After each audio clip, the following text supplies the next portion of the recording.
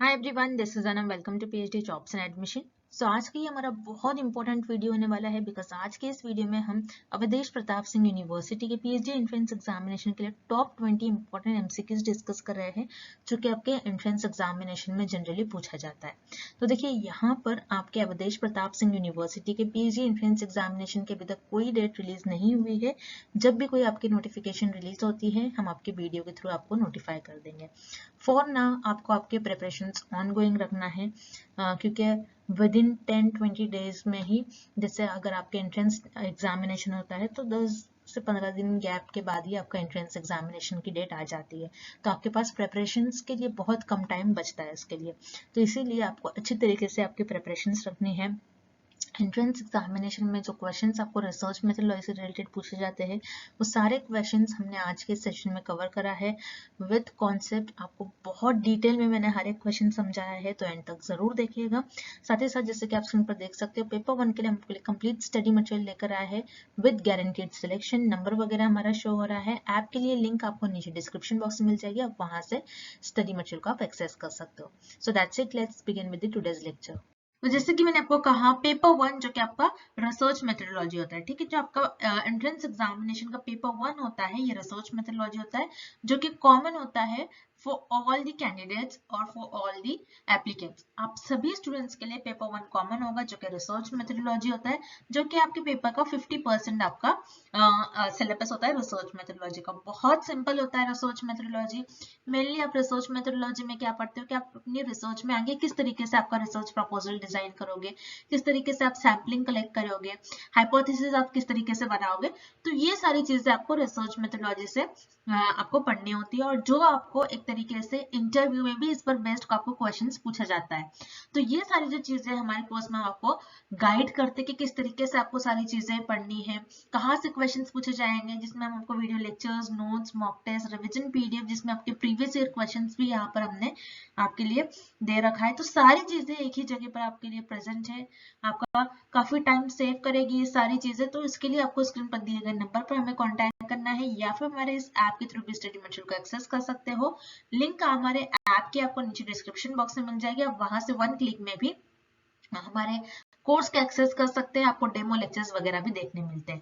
साथ ही साथ मैं आपको बता साथ ही साथ पेपर 2 जो कि आपका सब्जेक्ट स्पेसिफिक होता है जिसमें आप आपकी रिसर्च करोगे, तो पेपर 2 के लिए भी हम आपको स्टडी मटेरियल प्रोवाइड करते हैं। जैसे कि यहाँ पर आप देख सकते हो हमने काफी सारे सब्जेक्ट्स यहाँ पर आपके साथ मेंशन करा है, जैसे कि इकोनॉमिक्स, कॉमर्स, हिस्ट्री। इस तरीके से हम आपको काफी सारे सब्जेक्ट्स के पेपर 2 के लिए भी काफी सारे सब्जेक्ट्स के लिए हम आपके notes and most expected questions हम आपके कवर करवाएंगे, जिसके थ्रू आपका हम सिलेबस भी कवर करवाएंगे।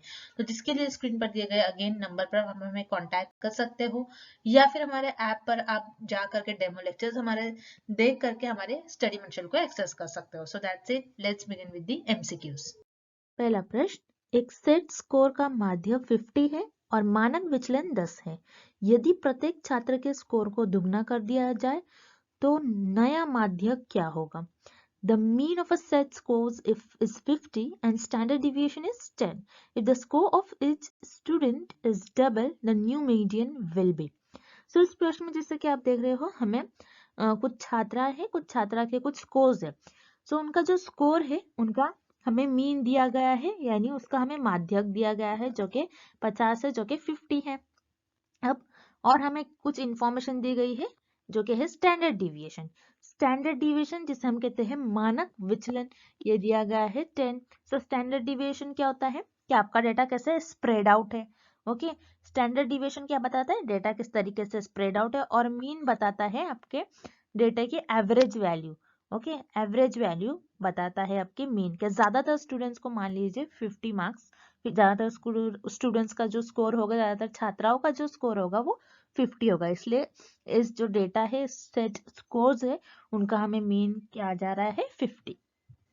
अब हमें इस केस में पूछा गया है कि जो छात्राओं के स्कोर्स है उसे अगर हम दुगना कर दे तो उस केस में हमारा जो नया नया जो हमारा मीडियन होगा वो क्या होगा, नया माध्यक क्या होगा, क्योंकि हमें यहाँ पर मीन दिया गया है, माध्य दिया गया है और मानक विचलन दिया गया है, मतलब स्टैंडर्ड डिविएशन दिया गया है, और हमें मीडियन पूछ रहा है। मीडियन क्या होता है पहले तो आपको ये पता होना चाहिए इस प्रश्न को सॉल्व करने से पहले। मीडियन मतलब आपका जो भी डेटा होता है उस डेटा की सेंटर वैल्यू और मिडल वैल्यू को हम कहते हैं मीडियन। अब जैसे कि यहाँ पर आपको मीन दिया गया है यानी माध्य दिया गया है और स्टैंडर्ड डिविएशन दिया गया है, तो याद रखिएगा ये दोनों भी वैल्यू आपको सिर्फ और सिर्फ कंफ्यूज करने के लिए एग्जामिनर ने दिया है। इससे आपका इस क्वेश्चन से कोई लेना देना नहीं है, बस आपको थोड़ा कंफ्यूज करने के लिए उन्होंने आपको मीन और स्टैंडर्ड डिविएशन की वैल्यू दी है। अब क्वेश्चन जब हम सॉल्व करेंगे तो क्वेश्चन की तरफ हम बढ़ते हैं। इन्होंने कहा कि स्टूडेंट्स के जो स्कोर है यानी छात्रों के जो स्कोर है उसको दुगना कर दिया जाए। मतलब मान लीजिए हम सपोज करते हैं कि स्कोर जो हो गए स्टूडेंट्स के जो आपके छात्राओं के जो प्रत्येक छात्राओं के जो स्कोर होंगे कुछ इस तरीके से होंगे 2, 4, 6, 8 एंड 10। ये मान लीजिए छात्राओं के स्कोर्स है। अब हमें प्रश्न में ही बोला जा रहा है कि छात्राओं के जो स्कोर्स है उसको हमें दुगना करना है, उसको हमें डबल करना है। डबल किस तरीके से करेंगे, हम डबल कर देंगे, ओके, दुगना कर देंगे, जितनी वैल्यू है उसको उसमें 2 उसको दुगना कर देंगे, 2 से मल्टीप्लाई कर देंगे।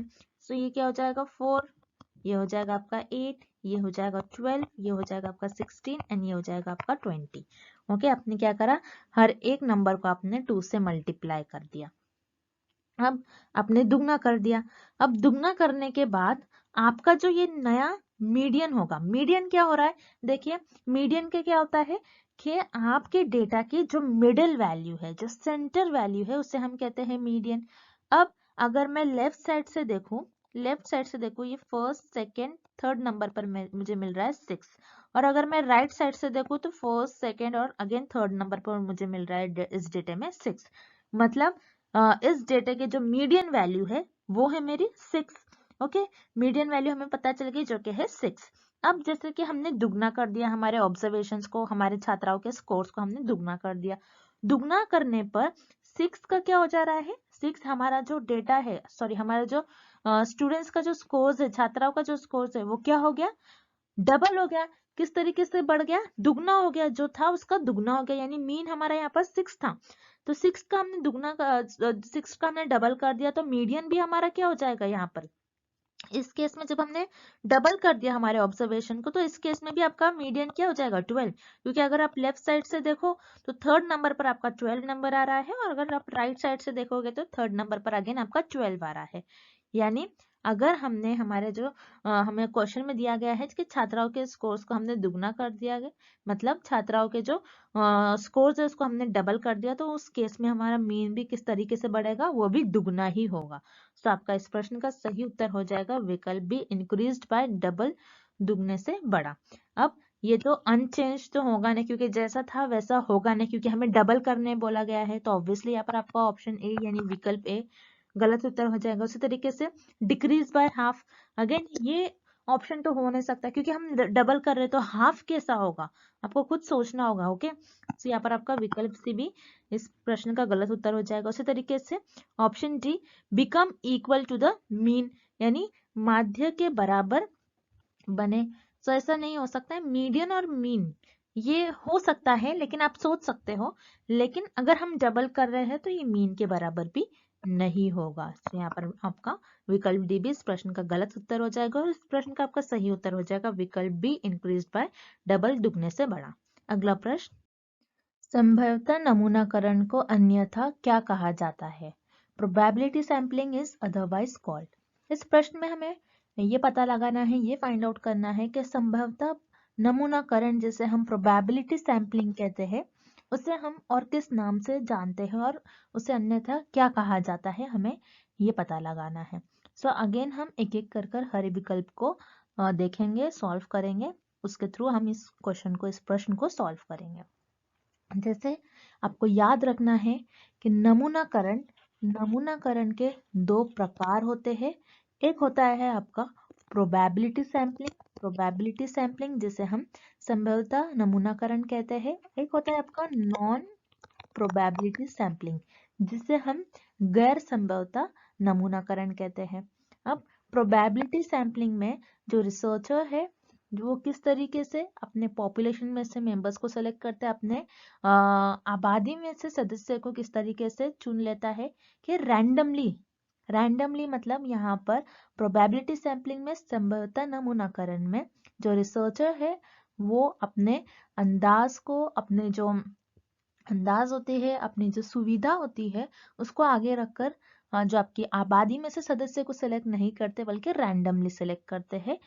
और नॉन प्रोबेबिलिटी सैंपलिंग जिसे हम गैर संभवता नमूनाकरण कहते हैं, इसमें जो रिसर्चर होते हैं वो अपनी जो पॉपुलेशन होती है, अपनी जो आबादी होती है उसमें से जो कुछ सदस्य को चुनते हैं, वो अपने अंदाजे के हिसाब से अपनी सुविधा के मुताबिक पॉपुलेशन में से मतलब आबादी में से सदस्य को चुन लेते हैं।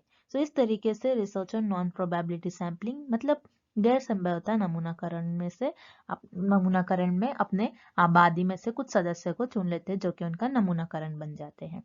अब इस प्रश्न में हमें ये पता लगाना है कि प्रोबेबिलिटी सैंपलिंग जिसे हम संभाव्यता नमूनाकरण कहते हैं उसको हम अन्यथा और क्या नाम से जानते हैं और क्या नाम से जाना जाता है।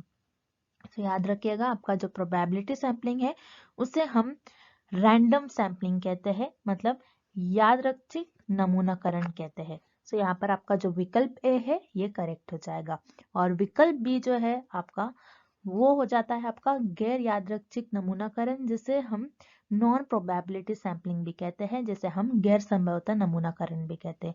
सो याद रखिएगा, आपके एग्जाम में ऐसा भी प्रश्न आ सकता है, non probability sampling is otherwise called गैर संभवता नमूनाकरण को अन्यथा हम क्या कहते हैं और क्या कहा जाता है। सो नॉन प्रोबेबिलिटी सैंपलिंग गैर संभवता नमूनाकरण को अन्यथा गैर यादृच्छिक नमूनाकरण कहते हैं और प्रोबेबिलिटी सैंपलिंग यानी संभवता नमूनाकरण को हम यादृच्छिक नमूनाकरण कहते हैं। सो यहाँ पर आपका जो विकल्प ए है ये सही हो जाएगा। सो यहाँ पर आपका ऑप्शन ए रैंडम सैंपलिंग ये आपका करेक्ट ऑप्शन हो जाएगा। अगला प्रश्न, डेटा को नोट्स, रिकॉर्डिंग और वीडियो टेप के रूप में दर्शाया गया है। Data are represented in the form of notes, recordings and video tapes in। इस प्रश्न में हमें ये फाइंड आउट करना है, ये पता लगाना है कि डेटा को नोट्स, रिकॉर्डिंग और वीडियो टेप के रूप में दर्शाया गया है तो वो कौन सी रिसर्च का, कौन सी अनुसंधान का एग्जाम्पल होगा। अब आपको याद रखना है, आपके जो दो रिसर्च मेनली जो होती है जैसे क्वालिटेटिव एंड क्वांटिटेटिव मतलब गुणात्मक एंड मात्रात्मक। तो गुणात्मक अनुसंधान में आपके पास जो भी डेटा होगा वो नोट्स, रिकॉर्डिंग और वीडियो टेप के रूप में होगा। सो यहाँ पर आपका विकल्प ए करेक्ट हो जाएगा। देन विकल्प बी मतलब ऑप्शन बी आपको गिवन है मात्रात्मक अनुसंधान। मात्रात्मक अनुसंधान जिसे आपको नाम देखकर ही इसका अर्थ पता लग रहा होगा। मात्रात्मक जिसे हम क्वांटिटेटिव कहते हैं जो नंबर्स को दर्शाता है। सो मात्रात्मक अनुसंधान में हमारे पास जो भी डेटा होता है ये नंबर्स के रूप में होता है। सो मात्रात्मक अनुसंधान में हमारे पास जो डेटा होगा वो नंबर्स के रूप में होगा, जैसे किसी की उम्र, किसी के हाइट, किसी की ऊंचाई, किसी का वजन। सो ये आपका मात्रात्मक अनुसंधान के एग्जाम्पल्स हो गए। सो यहाँ पर जो आपका विकल्प बी है ये गलत हो जाएगा। देन विकल्प सी आपको गिवन है एक्सपेरिमेंटल रिसर्च जिसे हम प्रायोगिक अनुसंधान कहते हैं। सो प्रायोगिक अनुसंधान ऐसी अनुसंधान होती है जिसमें बेसिकली आपके पास जो डेटा होता है इसमें भी आपके पास जो डेटा होगा वो नंबर के रूप में होता है। और एक्सपेरिमेंटल रिसर्च में और प्रायोगिक अनुसंधान में आप मेनली आप जो वेरिएबल्स होते हैं, जो चर होते हैं, उनके बीच में कैसा संबंध है उसको पता लगाते हो, मतलब कॉज एंड इफेक्ट रिलेशनशिप आप फाइंड आउट करते हो। सो एक्सपेरिमेंटल रिसर्च मतलब प्रायोगिक अनुसंधान में भी आपके पास जो डेटा होता है ये नंबर्स के रूप में होता है। सो यहाँ पर आपका जो ऑप्शन सी, जो विकल्प सी है ये भी इनकरेक्ट हो जाएगा। सो आपके पास ऐसा डेटा जो नोट्स, रिकॉर्डिंग और वीडियो टेप के रूप में दर्शाया गया है तो ये आपका गुणात्मक अनुसंधान में एग्जाम्पल होगा, मतलब क्वालिटेटिव रिसर्च का एग्जाम्पल होगा। तो यहाँ पर आपका जो करेक्ट ऑप्शन हो जाएगा, करेक्ट विकल्प हो जाएगा, वो है आपका ऑप्शन ए और विकल्प ए। अगला प्रश्न, सत्य होने की स्थिति में नगण्य परिकल्पना की अस्वीकृति क्या कहलाती है? Rejection of null hypothesis when it is true is called. इस प्रश्न में हमें फाइंड आउट करना है, ये पता लगाना है कि आपकी जो नल हाइपोथेसिस है, अगर आपकी नल हाइपोथेसिस मतलब नगण्य परिकल्पना आपकी सत्य है, नगण्य परिकल्पना मतलब नल हाइपोथेसिस आपकी ट्रू है, ट्रू होने पर भी, सत्य होने पर भी आपने इसको रिजेक्ट कर लिया, मतलब आपने इसको अस्वीकार कर लिया, देन उस केस में ये आपकी कौन सी त्रुटि होगी, ये आपके कौन से टाइप का एरर होगा, हमें ये फाइंड आउट करना है। अब जैसे कि आपको पता होना चाहिए कि हाइपोथेसिस क्या होती है, मतलब परिकल्पना क्या होता है। हाइपोथेसिस एक टेंटेटिव स्टेटमेंट होता है जो आपके शोधकर्ता के अंदाजे और अनुमान पर आधारित होता है।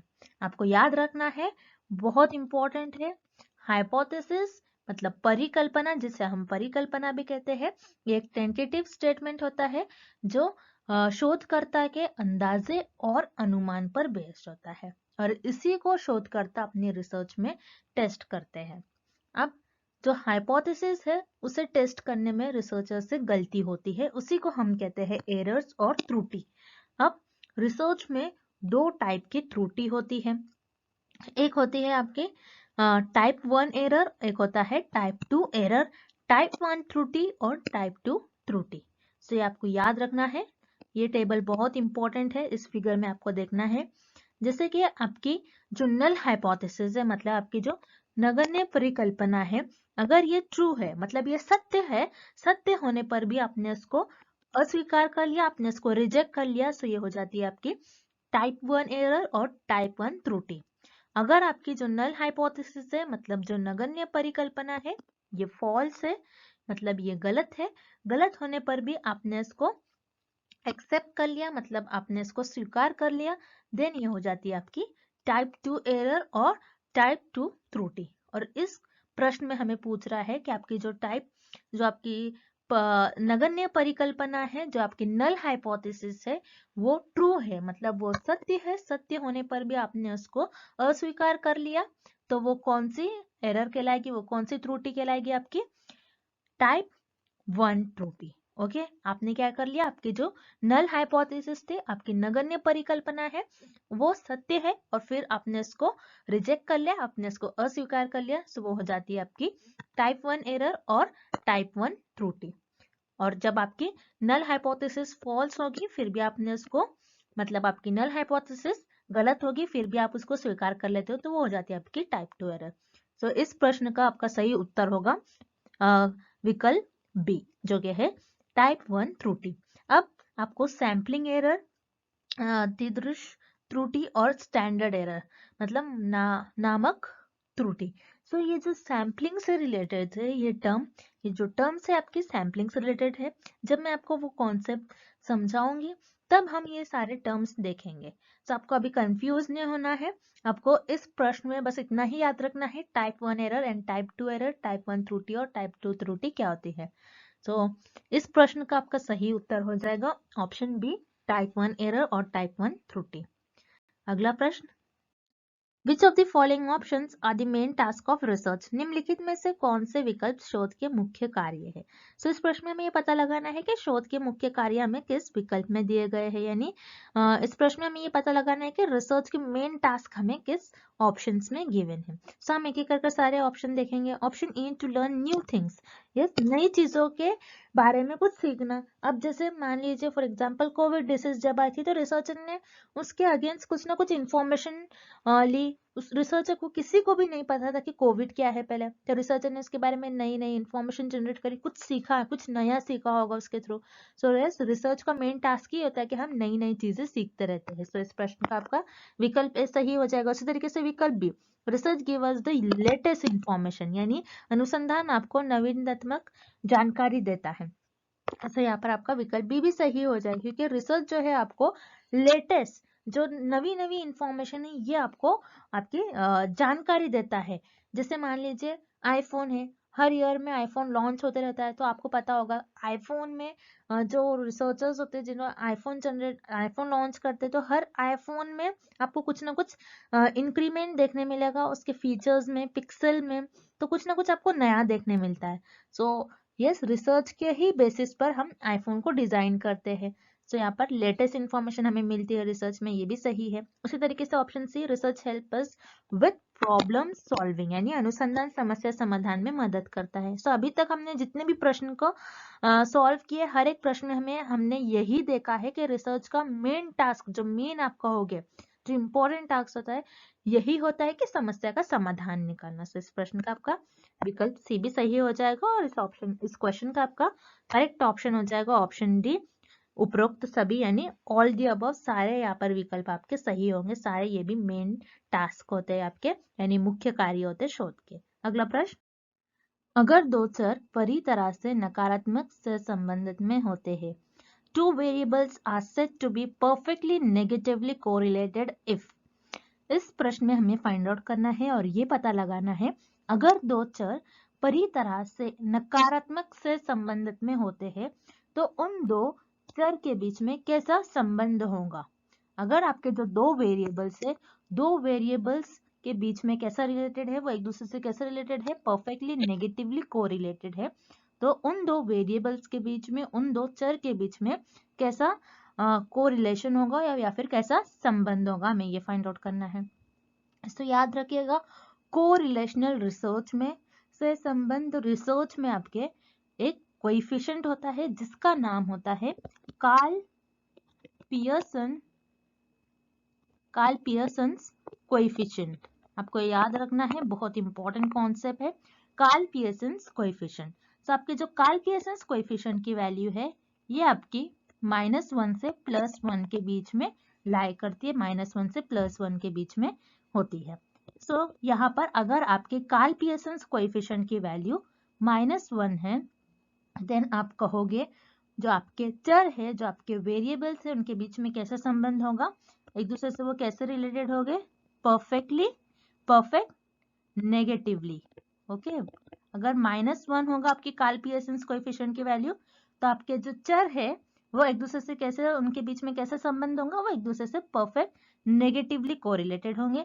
अगर आपके जो कार्ल पियर्सन्स कोएफिशिएंट की वैल्यू +1 है, मतलब आपके जो चर है, आपके जो वेरिएबल्स है, एक दूसरे से कैसे कोरिलेटेड होंगे, उनके बीच में कैसे सहसंबंध होगा, कि वो एक दूसरे से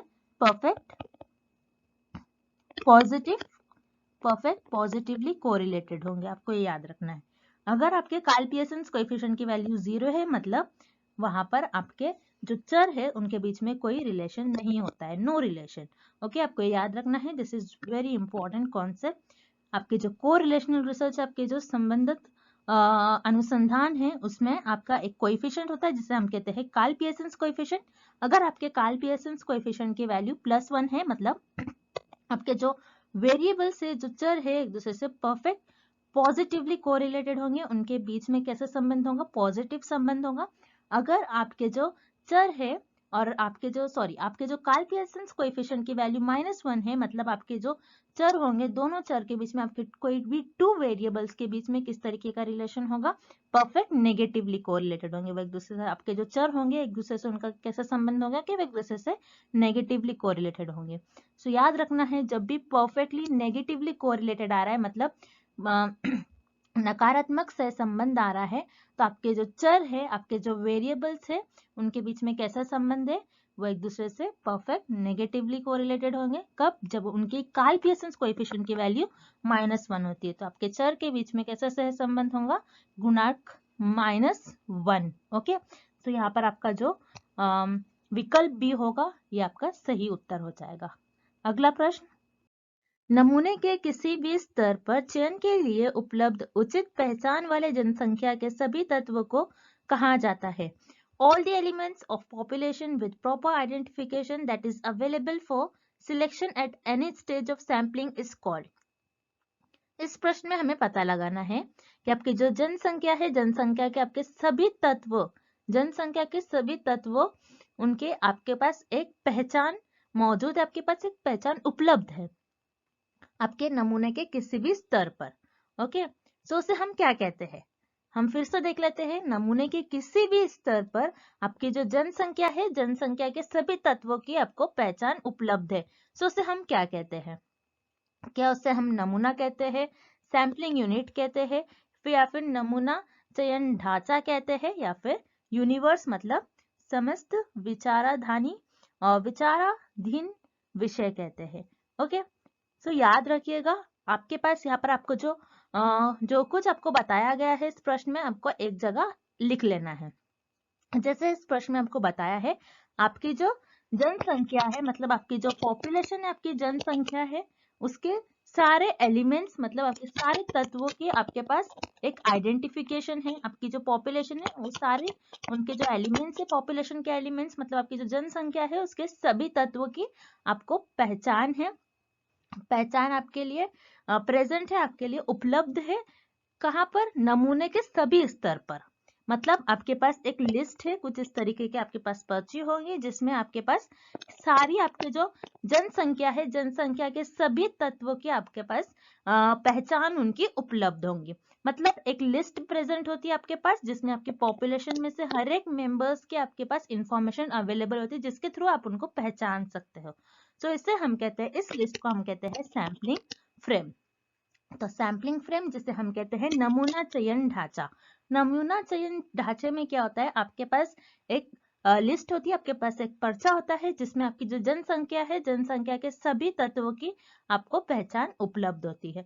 तो उसे हम कहते हैं नमूना चयन ढांचा, जिसे हम सैम्पलिंग फ्रेम भी कहते हैं। अब जो गलत ऑप्शन है, जो इनकरेक्ट ऑप्शन है, उससे भी हम एक बारी देख लेते हैं। सैंपल जिसे हम नमूना कहते हैं, सो नमूना क्या होता है, आपकी जो पूरी जनसंख्या है, जनसंख्या में से आप कुछ लोगों को ले लेते हो, कुछ लोगों को चुन लेते हो, जो कि आपका नमूना बन जाती है। तो सैंपल में आपको सारे नमूने की आपको आइडेंटिफिकेशन, उनकी पहचान उपलब्ध नहीं होती है। सो यहाँ पर आपका विकल्प ए जो है वो इनकरेक्ट हो जाएगा। देन उसके बाद आपका विकल्प बी है सैम्पलिंग यूनिट, जिसे हम हिंदी में भी सैम्पलिंग यूनिट ही कहते हैं, आपको याद रखना है। तो सैम्पलिंग यूनिट क्या होता है, जैसे आपने आपकी जो पूरी जनसंख्या है, जनसंख्या में से कुछ लोगों को सिलेक्ट कर लिया, कुछ लोगों को चुन लिया, जो कि आपके सैंपल बन जाते हैं। अब सैंपल में आपके बहुत सारे मेंबर्स होंगे, समझ लो आपके जो सैंपल्स है, सैंपल्स में आपने 5-6 लोगों को सिलेक्ट कर लिया। अब 5-6 लोगों को सिलेक्ट कर लिया, जिसमें से हर एक एक पर्सन को आपका हो गया, वो आपका सैम्पलिंग यूनिट है। तो उसे हम कहते हैं सैम्पलिंग यूनिट। तो सैम्पलिंग यूनिट में भी अभी आपके पास कोई पर्ची नहीं होती, जिसमें आपके जो जनसंख्या है, जनसंख्या के सभी तत्वों की आपको पहचान उपलब्ध होती है। तो यहाँ पर आपका जो विकल्प बी है, ये भी गलत हो जाएगा। देन हम विकल्प डी देखते हैं, जो कि है यूनिवर्स। सो याद रखिएगा, यूनिवर्स जिसे जनसंख्या भी कहा जाता है, आपको कंफ्यूज नहीं होना है। यूनिवर्स क्या होती है, आपकी टोटल, आपकी पूरी, आपकी कुल जनसंख्या को हम कहते हैं यूनिवर्स।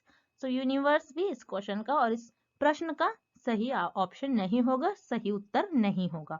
सो यहाँ पर आपका जो विकल्प डी है, जो ऑप्शन डी है आपका, ये भी गलत हो जाएगा। सो इस प्रश्न का करेक्ट उत्तर हो जाएगा, करेक्ट आंसर हो जाएगा विकल्प सी, सैम्पलिंग फ्रेम और नमूना चयन ढांचा। तो यहाँ पर जो आपका ऑप्शन सी है और विकल्प सी है, नमूना चयन ढांचा, ये आपका सही उत्तर हो जाएगा। अगला प्रश्न, निम्नलिखित में से कौन सा संभाव्यता का नमूना नहीं है?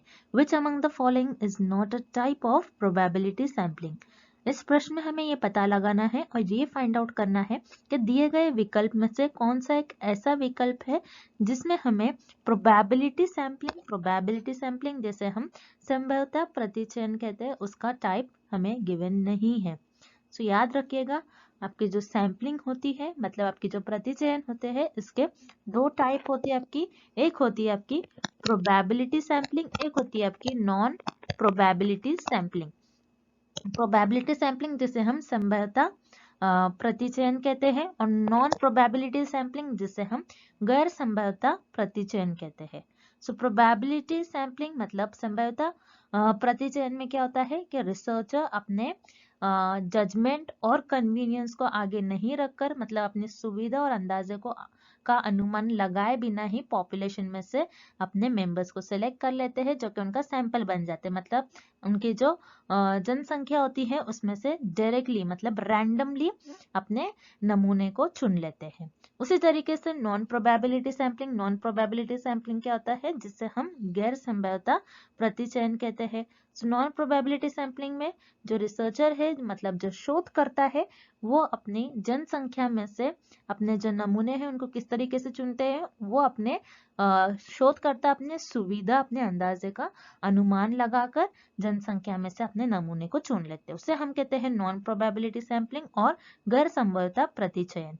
ओके, अब इस क्वेश्चन में जैसे कि हम हर एक विकल्प देखेंगे और ये पता लगाएंगे कि कौन सा आपको प्रोबेबिलिटी सैम्पलिंग का टाइप गिवन है और कौन सा नॉन प्रोबेबिलिटी सैम्पलिंग, मतलब कौन सा संभाव्यता प्रतिचयन है और कौन सा गैर संभाव्यता प्रतिचयन है। So option A which is systematic sampling, जिसे हम व्यवस्थित प्रतिचयन कहते हैं। सो सिस्टमैटिक सैम्पलिंग, देन उसके बाद आपको ऑप्शन बी गिवन है स्ट्रेटिफाइड सैम्पलिंग, जिसे हम कहते हैं इस स्तृतिक प्रतिचयन, देन क्लस्टर सैम्पलिंग, जिसे हिंदी में भी हम कहते हैं क्लस्टर प्रतिचयन। सो ये जो तीनों भी ऑप्शन है, तीनों भी जो विकल्प है, विकल्प ए बी सी, ये तीनों भी आपके प्रोबेबिलिटी सैम्पलिंग का टाइप होते हैं, मतलब संभाव्यता नमूनाकरण के टाइप होते हैं। तो ये तीनों भी आपके संभाव्यता नमूनाकरण मतलब प्रोबेबिलिटी सैम्पलिंग के टाइप होते हैं। लेकिन इस प्रश्न में हमें क्या पूछा गया है कि कौन से विकल्प में हमें संभाव्यता नमूनाकरण का टाइप गिवन नहीं है। सो हमें ऑप्शन ए बी एंड सी में प्रोबेबिलिटी सैम्पलिंग मतलब संभाव्यता नमूनाकरण का, संभाव्यता प्रतिचयन का हमें टाइप गिवन है। सो यहाँ पर आपका विकल्प ए बी सी तीनों भी इनकरेक्ट हो जाएगा और आपका करेक्ट विकल्प और सही विकल्प आपका होगा option D which is quota sampling, जिसे हम कहते हैं कोटा प्रतिचयन। कोटा सैम्पलिंग क्या होता है, ये आपका नॉन प्रोबेबिलिटी सैम्पलिंग का एक टाइप होता है, मतलब गैर संभाव्यता प्रतिचयन का एक टाइप होता है, जिसमें आप क्या करते हो और शोधकर्ता मतलब रिसर्चर क्या करते हैं, पॉपुलेशन होती है उनकी, पॉपुलेशन में से ऐसे लोगों को सिलेक्ट करते हैं जो उनका रिसर्च का एम है, जो उनके रिसर्च स्टडी का एम है, जो उनके शोध का एम है। तो यहाँ पर क्या किया, उनकी जो जनसंख्या है, ये रिसर्चर की जनसंख्या है, ये शोधकर्ता की जनसंख्या है। जनसंख्या में से शोधकर्ता ने अपनी सुविधा के हिसाब से और अपने अंदाजे के हिसाब से क्या कर लिया, ऐसे ऐसे मेल को सिलेक्ट कर लिया, ऐसे ऐसे पुरुषों को सिलेक्ट कर लिया जो जिनकी जो एज है वो 40 के अबव है, जिनकी वर्ष कितनी है, 40 के ज्यादा है, 40 से ज्यादा है, उन लोगों को अपनी सुविधा अपने अंदाजे के हिसाब से ले लिया कि उनको लगता है मुझे इन इन पुरुषों से मुझे इंफॉर्मेशन मिल सकती है। सो उन लोगों को सिलेक्ट कर लिया और उनका ये सैंपल बन गया, उनका ये नमूना बन गया और इन पर शोधकर्ता अपनी रिसर्च परफॉर्म करेंगे, इन पर शोध परफॉर्म करेंगे। सो ये होती है आपका कोटा सैंपलिंग। कोटा सैंपलिंग आपके नॉन प्रोबेबिलिटी सैंपलिंग का टाइप होती है, मतलब गैर संभाव्यता प्रतिचयन का एक टाइप होती है। सो यहाँ पर आपका जो करेक्ट विकल्प हो जाएगा, आपका जो सही विकल्प हो जाएगा वो हो जाएगा option D quota sampling which is quota प्रतिचयन। अगला प्रश्न, निम्नलिखित में से किस चर को मात्रात्मक शब्दों में व्यक्त नहीं किया जा सकता है? Which of the following variables cannot be expressed in quantitative terms? इस प्रश्न में हमें ये फाइंड आउट करना है, ये पता लगाना है कि दिए गए विकल्प में से कौन सा ऐसा एक विकल्प है, कौन सा ऐसा एक वेरिएबल है, कौन सा ऐसा एक चर है जो आपके क्वांटिटेटिव टर्म को और मात्रात्मक शब्दों को एक्सप्रेस नहीं कर रहा है, व्यक्त नहीं कर रहा है। अब हम वन बाय वन ये सारे विकल्प देख लेते हैं। सो आपको पहले विकल्प देखने से पहले आपको ये पता होना चाहिए कि क्वांटिटेटिव टर्म क्या होता है, मतलब मात्रात्मक टर्म क्या होता है। क्वांटिटेटिव जैसा ये नाम से ही हमें इसका अर्थ पता चल रहा है, जो क्वांटिटी बताए, जो क्वांटिटी बताए। और क्वांटिटेटिव टर्म्स में हमारे पास जो भी वेरिएबल्स होंगे, जो भी चर होंगे, यहाँ पर हमारे पास नंबर्स में सारा डेटा अवेलेबल होगा। आपको ये याद रखना है, नंबर्स के फॉर्म में हमारे पास सारा डेटा प्रेजेंट होगा, ओके, जो कि नंबर को दर्शाता है। अब क्वांटिटेटिव टर्म्स को कौन सा वेरिएबल, कौन सा चर एक्सप्रेस नहीं कर रहा है, हम ये वन बाय वन हर एक विकल्प देखेंगे और इस प्रश्न को सॉल्व करेंगे। सो ऑप्शन ए आपको गिवन है सोशो इकोनॉमिक स्टेटस, जिसे हम कहते हैं सामाजिक आर्थिक स्थिति। तो किसी की सामाजिक आर्थिक स्थिति उसके इनकम से लगाया जा सकता है। सो इनकम नंबर्स के फॉर्म में होती है ओके, नंबर पर आधारित होती है। किसी की इनकम कुछ होगी 90,000, किसी की इनकम होगी 90,000, किसी की 70,000। सो यहाँ पर आपको नंबर्स के रूप में डेटा मिल रहा है। सो ये आपका क्वांटिटेटिव टर्म का एक्सप्रेस कर रहा है। ये जो आपका ऑप्शन ए, विकल्प ए जो है आपको ये क्वांटिटेटिव टर्म को एक्सप्रेस कर रहा है और दर्शा रहा है। सो यहाँ पर आपका ऑप्शन ए इनकरेक्ट हो जाएगा, विकल्प ए गलत हो जाएगा। देन विकल्प बी, मैरिटल स्टेटस, जिसे हम कहते हैं वैवाहिक स्थिति। किसी की वैवाहिक स्थिति कैसे बताया जा सकता है, कैसे दर्शाया जा सकता है? मान लीजिए इंडिया है, इंडिया में आप ये कह सकते हो कि मैरिटल स्टेटस, इंडिया के लोगों का मैरिटल स्टेटस 70% मैरिड है। मतलब यहाँ पर आपके पास जो डेटा मिल रहा है आपको, ये नंबर्स के फॉर्म में मिल रहा है, नंबर पर आधारित मिल रहा है, नंबर को दर्शा रहा है। सो ये भी आपका क्वांटिटेटिव टर्म को एक्सप्रेस कर रहा है। ये भी विकल्प, ये भी आपके मात्रात्मक टर्म को दर्शा रहा है। सो यहाँ पर भी आपका ऑप्शन भी गलत हो जाएगा। देन विकल्प सी हम देखते हैं, जो कि है न्यूमेरिकल एप्टीट्यूड, जिसे हम कहते हैं संख्यात्मक अभिरुचि। किसी की संख्यात्मक अभिरुचि मतलब किसी की संख्यात्मक अभिरुचि, जैसे न्यूमेरिकल एप्टीट्यूड में ये हम पता लगाते हैं क्योंकि जो पर्सन है, कोई भी पर्सन है, वो मैथ्स में कितना अच्छा है, वो मैथ्स किस तरीके से वो सॉल्व कर पा रहा है। जैसे न्यूमेरिकल संख्यात्मक, नंबर्स मतलब आपको जो वर्ड गिवन है उसी में आपको नंबर्स को दर्शा रहा है ये वर्ड। तो ये ऑब्वियसली आपका जो है क्वांटिटेटिव टर्म को एक्सप्रेस कर रहा है, आपका विकल्प सी। तो यहाँ पर आपका विकल्प सी भी गलत हो जाएगा। देन विकल्प D, professional aptitude, professional attitude, जिसे हम कहते हैं पेशेवर अभिरुचि। किसी की प्रोफेशनल एटीट्यूड मतलब वो पर्सन कैसा है, ओके, वो पर्सन कैसा है, आप यहाँ पर उसकी क्वालिटी को दर्शा रहे हैं उसके। सो यहाँ पर ये क्वांटिटेटिव टर्म को एक्सप्रेस नहीं कर रहा है, बल्कि ये क्वालिटेटिव टर्म को एक्सप्रेस कर रहा है। सो प्रोफेशनल एटीट्यूड ये आपके क्वांटिटेटिव टर्म को नहीं दर्शा रहा है, बल्कि क्वालिटेटिव टर्म को दर्शा रहा है। इसलिए यहाँ पर आपका करेक्ट ऑप्शन हो जाएगा ऑप्शन डी, प्रोफेशनल एटीट्यूड, पेशेवर अभिरुचि। And what kind of questions are designed to permit a free response from the subject but do not provide or suggest any structure for the respondent's reply? किस प्रकार के प्रश्न विषय से मुक्त प्रत्येका की अनुमति देने के लिए डिजाइन किए गए हैं, लेकिन उत्तरदाताओं के उत्तर के लिए कोई संरचना प्रदान या सुझाव नहीं देते हैं? सो इस प्रश्न में हमें ये पता लगाना है और इस क्वेश्चन में हमें ये फाइंड आउट करना है ऐसे टाइप के क्वेश्चंस, यानी ऐसे प्रकार के प्रश्न जिसमें जो रिस्पोंडेंट है वो फ्रीली रिस्पॉन्स कर सकते हैं, और जो क्वेश्चंस होते हैं, जो प्रश्न होंगे आपके, वो स्ट्रक्चर नहीं होंगे। यानी इसमें आपके जो क्वेश्चंस होंगे, जो रिस्पोंडेंट क्वेश्चंस का आंसर करते हैं, वो जो प्रश्न होते हैं, जो उनके उत्तर होंगे, उस प्रश्न के जो उत्तर होंगे वो संरचना या सुझाव नहीं देते हैं। तो याद रखिएगा, ऐसे टाइप के क्वेश्चंस को हम कहते हैं ओपन एंडेड क्वेश्चंस, यानी विस्तृत जवाब वाले प्रश्न। अब इस क्वेश्चन को हम और डिटेल में पढ़ते हैं और डिटेल में देखते हैं कि ये क्वेश्चन हमें क्या बता रहा है। जैसे मान लीजिए एक शोधकर्ता है, जो रिसर्चर है, जिसे हम रिसर्चर कहते हैं। रिसर्चर को लोगों से कुछ रिस्पॉन्स कलेक्ट करना है, यानी जो रिसर्चर है, जो शोध करता है, उनको अपनी जनसंख्या में से कुछ लोगों का रिस्पॉन्स लेना है। सो यहाँ पर रिसर्चर को कुछ रिस्पॉन्स लेना है। यहाँ पर लोग जो है ये सब्जेक्टिव फॉर्म में रिस्पॉन्स कर रहे हैं। मतलब जैसे फॉर एग्जाम्पल आप आपके एग्जाम में मान लीजिए कोई पेपर लिख रहे हो, उसमें आपको सब्जेक्टिव फॉर्म में लिखना है, यानी लॉन्ग आंसर टाइप क्वेश्चन जो होते हैं, जिसमें आप सब्जेक्टिव फॉर्म में आंसर लिखते हैं, जिसमें आपको एमसीक्यूज नहीं पूछा जाता है, बल्कि आप आपके ओपिनियन आगे रख सकते हो उस क्वेश्चन के आंसर में, यानी उस प्रश्न के उत्तर में। अब बता रहे हैं यहाँ पर हमें, जो रिस्पोंडेंट है सब्जेक्टिव फॉर्म में आंसर करेगा, यानी लॉन्ग आंसर करेगा उस प्रश्न का, और यहाँ पर कोई स्ट्रक्चर नहीं होता है क्वेश्चन का, यानी क्वेश्चन का कोई स्ट्रक्चर नहीं होगा, यानी कि आपको कोई पर्टिकुलर एक ही आंसर राइट होगा ऐसा नहीं कह सकते हम। यानी जैसे एमसीक्यूज टाइप, जैसे मान लीजिए जो अब मैं आपको ये क्वेश्चन बता रही हूँ, इसमें ये हमारा एमसीक्यूज टाइप क्वेश्चन है, जिसमें सिर्फ और सिर्फ आपको एक ही आंसर मार्क करना होता है जो कि आपका करेक्ट आंसर होगा, उसे हम कहते हैं स्ट्रक्चर क्वेश्चन। और जो अनस्ट्रक्चर्ड क्वेश्चन होते हैं जिसमें आप आपके ओपिनियन आगे रख सकते हैं, आपके चॉइस आगे रख सकते हैं, आपके वर्ड ऑफ चॉइस आगे रख सकते हैं, आपको जो लगता है, आपकी जो इच्छा है आप वो आगे बता सकते हो। सो वो कौन से टाइप के क्वेश्चंस होते हैं? वो होते हैं आपके open ended questions. So open ended questions वो टाइप के क्वेश्चंस होते हैं जिनमें आप आपके जो रिप्लाई होते हैं, जो रिस्पोंडेंट का रिस्पॉन्स होता है, फ्रीली रिप्लाई कर सकते हैं।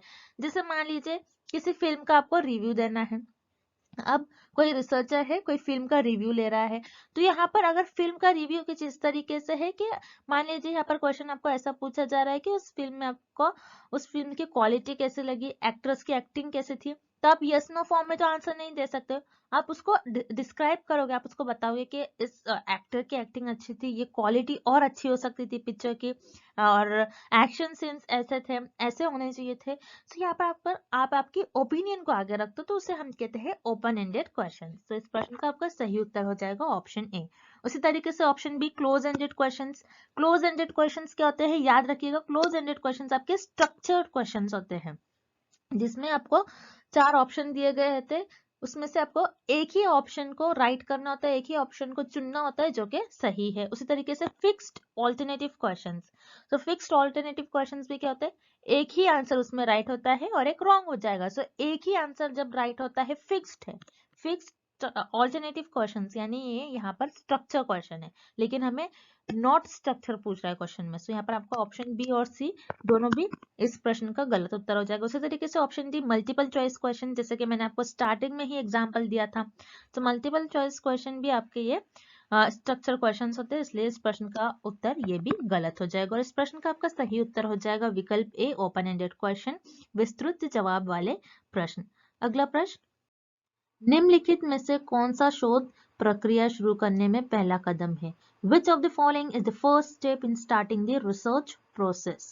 इस प्रश्न में हमें ये पता लगाना है और ये फाइंड आउट करना है कि दिए गए विकल्प में से कौन सा एक ऐसा विकल्प है जो किसी शोध प्रक्रिया शुरू करने में पहला कदम होता है, या फिर कौन सा एक ऐसा ऑप्शन है जो किसी रिसर्च प्रोसेस का फर्स्ट स्टेप होता है, रिसर्च प्रोसेस को स्टार्ट करने में फर्स्ट स्टेप होता है, वो कौन सा फर्स्ट स्टेप होता है, हमें ये पता लगाना है।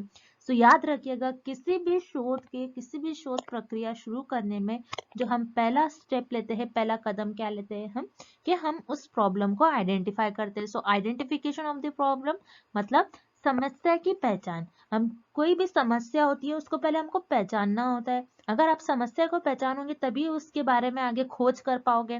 तो याद रखिएगा, शोध प्रक्रिया शुरू करने में जो पहला कदम होता है, जो पहला स्टेप होता है, वो होता है किसी भी समस्या की पहचान। आपको पहले एक समस्या पता होनी चाहिए, उस समस्या को आपको पहचानना होगा, तभी तो आप रिसर्च कर पाओगे, तभी तो आप आपकी शोध स्टार्ट कर पाओगे, शोध प्रक्रिया शुरू कर पाओगे। ओके, अब जो रिमेनिंग ऑप्शन है हम वो भी देख लेते हैं, जो गलत ऑप्शन आपको जो गलत विकल्प दिए गए हैं आपको, हम वो भी देख लेते हैं। Searching source of information to locate the problem, मतलब समस्या का पता लगाने के लिए जानकारी के खोजना। मतलब आपने क्या करा, आपकी जो समस्या है उसको पता लगाना चाहा आपने, उसका कुछ अपने सोल्यूशन पता लगाना चाहे, तो उसके लिए आपने क्या करा, कोई चीजों को खोजा, अपने उस समस्या को पता लगाने के लिए आपने क्या करा, कुछ इंफॉर्मेशन खोजा। तो आपको तो इतना पता होना चाहिए, अगर आपके पास प्रॉब्लम ही नहीं पता आपको, तो आपको समस्या की ही पहचान नहीं है अभी तक, तो उसके बारे में आप इंफॉर्मेशन कैसा खोजोगे, आप उनके उसके बारे में जानकारी कैसा खोज सकते हो? तो यहाँ पर आपका जो है विकल्प ए गलत हो जाएगा, इनकरेक्ट हो जाएगा। देन विकल्प B survey of related literature, मतलब संबंधित रचना का सर्वेक्षण। आप क्या कर रहे हो, सर्वे करवा रहे हो, मतलब आप इंफॉर्मेशन कलेक्ट कर रहे हो, अगेन आप क्या कर रहे हो, एक तरीके से जानकारी खोज रहे हो। जैसे मैंने आपको अभी बताया है, क्या अगर आपको तो पहले समस्या पता होना चाहिए, तभी आप आगे रिसर्च कर पाओगे, तभी आप आपका शोध की प्रक्रिया शुरू कर पाओगे। बिना आपको किसी समस्या की पहचान के आप कैसा शोध स्टार्ट करोगे, आप कैसा आपकी शोध प्रक्रिया शुरू करोगे? तो यहाँ पर आपका जो विकल्प भी आपको गिवन है ये भी गलत होगा।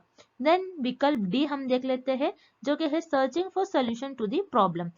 अगेन यहाँ पर आपको ऑप्शन ए बी और डी तीनों का भी मतलब सेम ही है। आप क्या कर रहे हो, वो किसी भी समस्या का हल निकाल रहे हो, समस्या का समाधान खोज रहे हो, उसका सोल्यूशन फाइंड आउट कर रहे हो, आप सोल्यूशन सर्च कर रहे हो।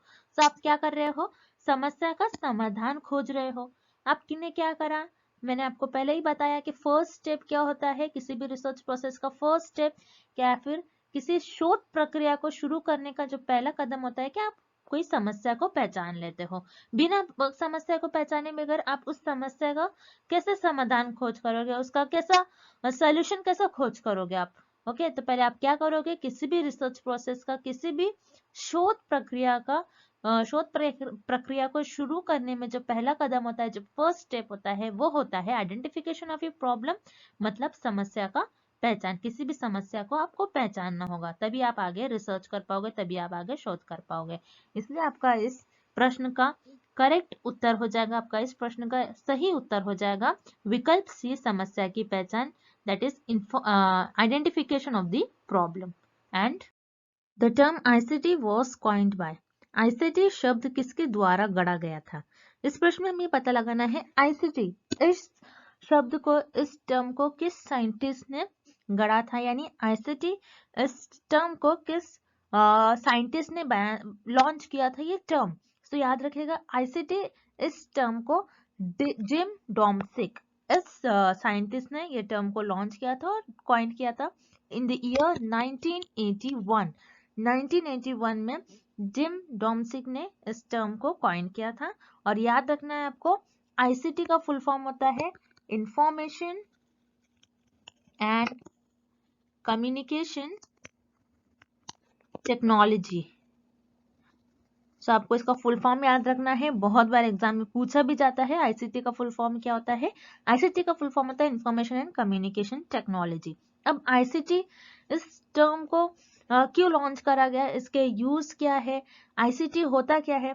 सो आईसीटी जैसे इंफॉर्मेशन यानी हर टाइप की आपको इंफॉर्मेशन मिल जाती है थ्रू इंटरनेट और सेल फोन्स पर, कंप्यूटर्स पर, आपके लैपटॉप्स पर। उसी तरीके से कम्युनिकेशन यानी जिससे हम एक दूसरे से बात कर सकते हैं, कम्युनिकेट कर सकते हैं इजीली।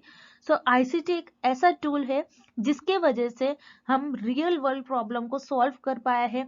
इसके वजह से कम्युनिकेशन फास्टर हो गया है। जैसे for example real world problem क्या हो सकती है, जैसे कोविड हमारे लिए एक रियल वर्ल्ड प्रॉब्लम थी, क्योंकि वो ऑल ओवर वर्ल्ड में वो डिसीज आई थी, जिसकी वजह से जो साइंटिस्ट थे उन्होंने इजीली कम्युनिकेट किया दूसरी कंट्रीज से, और उसका हमने जो सोल्यूशन है वो फास्ट वे से फाइंड आउट कर लिया थ्रू आईसीटी की हेल्प से ही ये हो पाया। सो याद रखिएगा आईसीटी का एग्जाम में आपको यूजेस पूछा जाता है, आईसीटी किसने कॉइन किया था ये भी एग्जाम पूछा जाता है, सॉरी ये भी क्वेश्चन पूछा जाता है, जैसे आपको ये 2016 में पूछा गया। देन उसके बाद आपको ये भी पूछा जाता है कि आईसीटी का यूज क्या है, आईसीटी का मतलब क्या होता है। जैसे आईसीटी क्या होता है, जो हम internet, wireless network, cell phone, computer, software, video conferencing और सोशल नेटवर्किंग, एजुकेशन और टेलीफोन और यू कैन से मार्केटिंग, इन सारे सब ये सारे जो फील्ड्स है, ये सारे जो सोर्सेज है, इन सारे सोर्सेज में आप आईसीटी का ही यूज कर चीजों को डेवलप करते हो। और जैसे कि हम मेडिकल फील्ड में भी आईसीटी का ज्यादातर यूज करते हैं किसी डिसीज को डायग्नोस करने के लिए।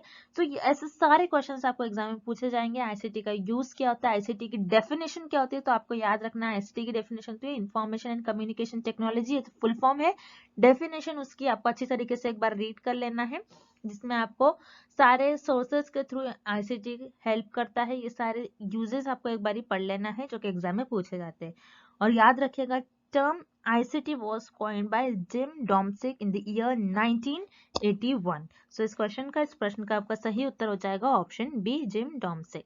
अगला प्रश्न, hypothesis testing is not required in case of, किस मामले में परिकल्पना परीक्षण की आवश्यकता नहीं है। इस क्वेश्चन में पूछ रहा है कि दिए गए विकल्प में से, दिए गए टाइप ऑफ रिसर्च में से, दिए गए डिफरेंट प्रकार के अनुसंधान में से कौन से एक ऐसी अनुसंधान है जिसमें आप आपकी जो परिकल्पना होती है उसका परीक्षण नहीं करते हो। मतलब दिए गए ऑप्शंस में से कौन से एक ऐसे रिसर्च है, कौन से ऐसे टाइप ऑफ रिसर्च है जिसमें आप हाइपोथेसिस को टेस्ट नहीं करते और हाइपोथेसिस टेस्टिंग उस केस में रिक्वायर्ड नहीं होती है। तो याद रखिए इस क्वेश्चन को आपको सॉल्व करने के लिए आपको पता होना चाहिए कि हाइपोथेसिस यानी आपकी परिकल्पना होती क्या है। तो हाइपोथेसिस क्या होता है, एक टेंटेटिव स्टेटमेंट होता है आपका। हाइपोथेसिस आपका एक टेंटेटिव स्टेटमेंट होता है। टेंटेटिव मतलब कुछ समय के लिए आप मान लेते हो कि ऐसा करने से हो सकता है ऐसा हो। सो ये होता है आपका टेंटेटिव स्टेटमेंट, जिसमें आप आपके अनुमान लगाते हो, आप कुछ भविष्यवाणी करते हो, उसी को हम कहते हैं परिकल्पना। परिकल्पना का मतलब होता है आप आपके नॉलेज के बेसिस पर आप कोई चीजों पर, कुछ फिनोमेना पर भविष्यवाणी करो और उसी भविष्यवाणी को आप आपके जो शोध होती है, आप आपकी जो अनुसंधान होती है उसमें उसका परीक्षण करते हो, उसी को हम कहते हैं हाइपोथेसिस टेस्टिंग। अब हाइपोथेसिस टेस्टिंग कौन से रिसर्च में नहीं की जाती है, वो होती है आपकी डिस्क्रिप्टिव रिसर्च, जिसे हम कहते हैं वर्णनात्मक अनुसंधान। सो डिस्क्रिप्टिव रिसर्च यानी वर्णनात्मक अनुसंधान, ये होती क्या है? सो याद रखिएगा, डिस्क्रिप्टिव रिसर्च में हमारे पास जो फेनोमेना होता है, ऑलरेडी एग्जिस्टिंग फेनोमेना होता है, ऑलरेडी हमारे पास एक फेनोमेना अवेलेबल होता है, उसकी सारी इंफॉर्मेशन हमारे पास प्रेजेंट होती है।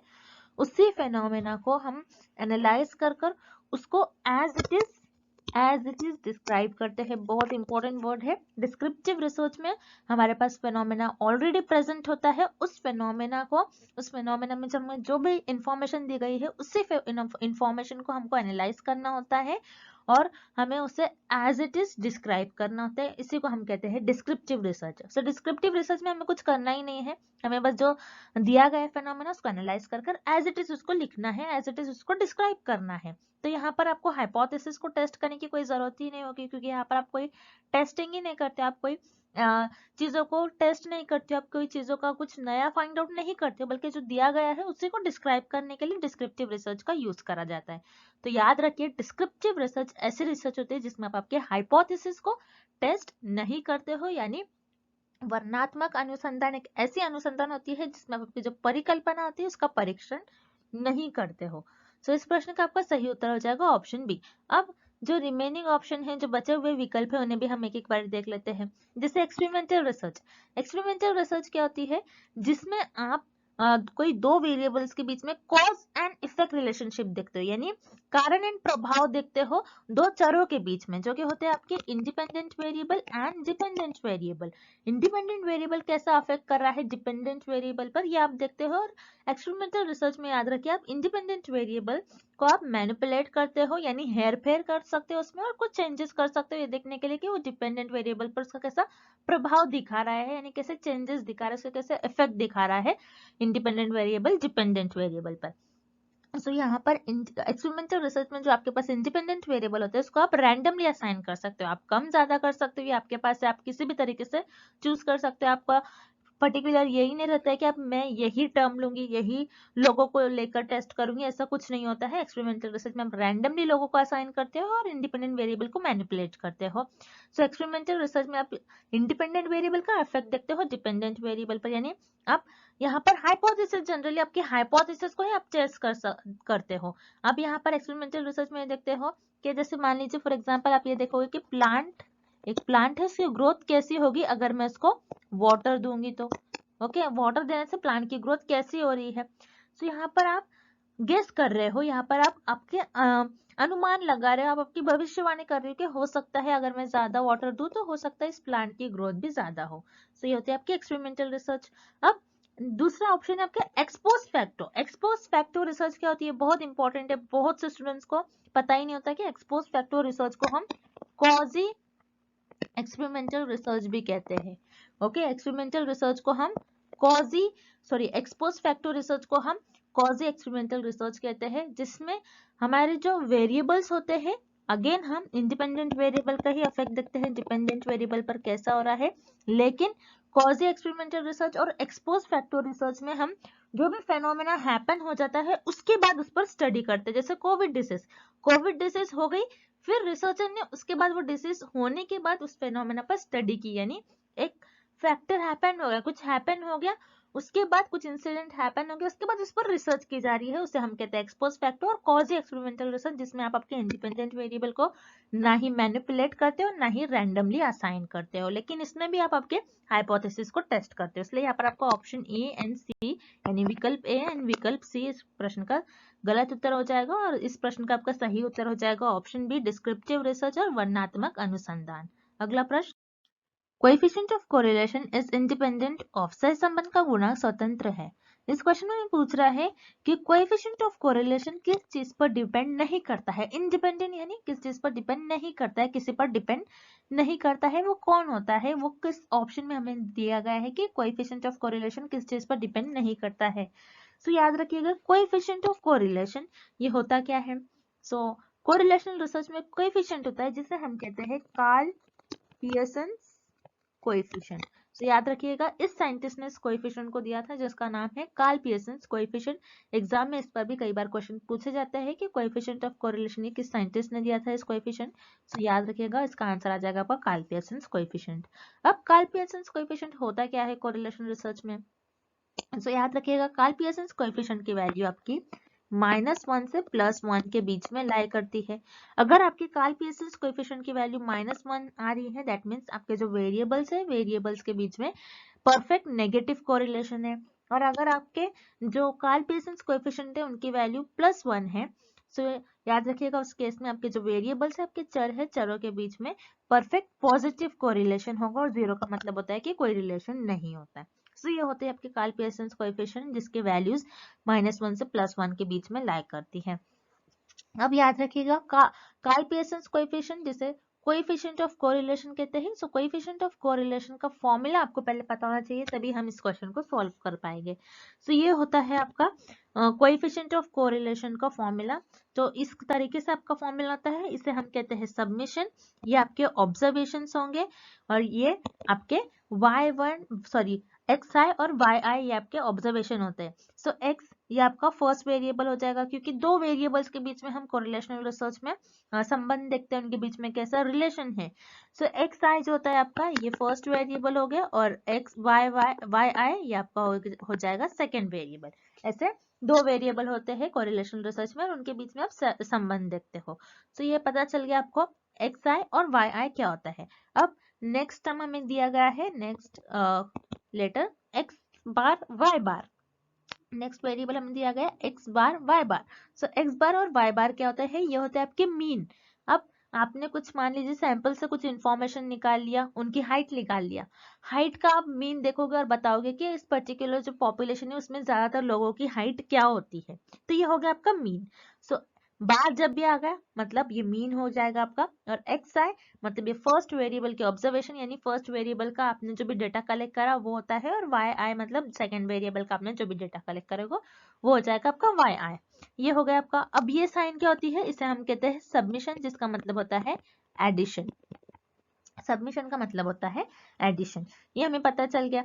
अब यहाँ पर हमें कुछ ऑप्शन दिए गए हैं जैसे change in origin and change in scale. अगर हम चेंज करते हैं अपने ओरिजिन में और स्केल में कुछ चेंज करते हैं तो क्या कोएफिशिएंट ऑफ कोरिलेशन से इसका कोई लेना देना नहीं होता है, इससे कोई डिपेंड नहीं करता है इन चीजों पर। सो यस याद रखिएगा कोएफिशिएंट ऑफ कोरिलेशन ना ही आपके चेंज ऑफ स्केल में और ना ही चेंज ऑफ ओरिजिन से डिपेंड करता है, इन दोनों से इंडिपेंडेंट होता है। तो यहाँ पर आपका ऑप्शन सी राइट हो जाएगा क्योंकि अगर आप स्केल में भी कोई चेंज कर लो या फिर ओरिजिन में भी कुछ चेंज कर लो आपका जो कोएफिशिएंट ऑफ कोरिलेशन है उसको कुछ उस पर अफेक्ट नहीं होता है, ये इन दोनों से इंडिपेंडेंट होता है। अब किस तरीके से, अब मान लीजिए जैसे फॉर एग्जाम्पल आपके पास कुछ इंफॉर्मेशन आपने कलेक्ट कर लिया। अब कुछ इंफॉर्मेशन कलेक्ट करने के बाद आपने उस इंफॉर्मेशन को प्लॉट कर दिया कुछ ग्राफ में। अब ग्राफ में प्लॉट करने के बाद आपने पहले वेरिएबल का मान लीजिए कुछ यहाँ पर आपके ओरिजिन के पास 10 वैल्यू आ रही है, 20 वैल्यू आ रही है। अब मैंने क्या किया, मैंने जो ओरिजिन था इस 10 को मैंने थोड़ा मूव कर लिया तो 10 यहाँ पर आ जाएगा, मेरा 20 यहाँ पर आ जाएगा। अब यहाँ पर जो आप देख रहे हो यहाँ पर हमारे जो फॉर्मूला है इसमें माइनस दिया गया है हमें। जब मैं यहाँ पर वैल्यूज पुट करूंगी और मैं माइनस करूंगी तो ये ऑलरेडी इसी जगह पर मेरी वैल्यू आ जाएगी। तो जैसे कि देख रहे हो आप कुछ चेंजेस ही नहीं होगा, यानी आपके जो ओरिजिन है ओरिजिन से कुछ चेंज नहीं हो रहा है, जितना गैप है उतना ही गैप रह रहा है आपका। That means coefficient of correlation जो होता है इसमें जो ओरिजिन वैल्यू होती है इसमें कोई चेंजेस नहीं होता है आपका। So correlation coefficient of correlation independent होता है आपका ओरिजिन से। अब स्केल देखते हैं। अब स्केल मान लीजिए यहाँ पर आपकी 10 है, स्केल 10 है, मैंने उसको बढ़ा दिया उस स्केल को। जैसे हम कोई चीज कभी हमें हमारे आय से नहीं दिखती तो हम माइक्रोस्कोप में देखते हैं, तो हम क्या करते हैं उसका स्केल बढ़ा देते हैं। सो स्केल में मैंने मान लीजिए यहाँ पर मैंने स्केल बढ़ा दिया, ये 10 को मैंने ले लिया 10 के ले लिया। अब मैं अगर यहाँ पर हर जगह 10k और 20k डाल दूंगी, अब यहाँ पर 10k मान लीजिए और यहाँ पर 20k, तो यहाँ पर अगर मैं इसको सॉल्व करूंगी तो यहाँ पर मेरा जो k है ये कांस्टेंट k है मान लीजिए, तो ये मैं इसको बाहर निकाल लूंगी, तो यहाँ पर k और k बाहर आ जाएगा, तो ये k और k कैंसिल हो जाएगा, जिसकी वजह से आपको फिर से सेम ही फॉर्मूला देखने मिलेगा। तो इसके लिए हम कहते हैं कोएफिशिएंट ऑफ कोरिलेशन जो होता है आपका स्केल और ओरिजिन अपन अगर आप चेंज करते हो तो इसका इस पर कोई अफेक्ट नहीं होता, इसलिए इस क्वेश्चन का आपका राइट ऑप्शन हो जाएगा option C, change of scale and origin only, केवल पैमाने और उत्पत्ति का परिवर्तन। अगला प्रश्न, ANOVA was given by, ANOVA द्वारा दिया गया था। तो इस क्वेश्चन में हमें पता करना है कि एनोवा ये किस साइंटिस्ट के द्वारा ये नाम दिया गया था, ये टर्म दिया गया था।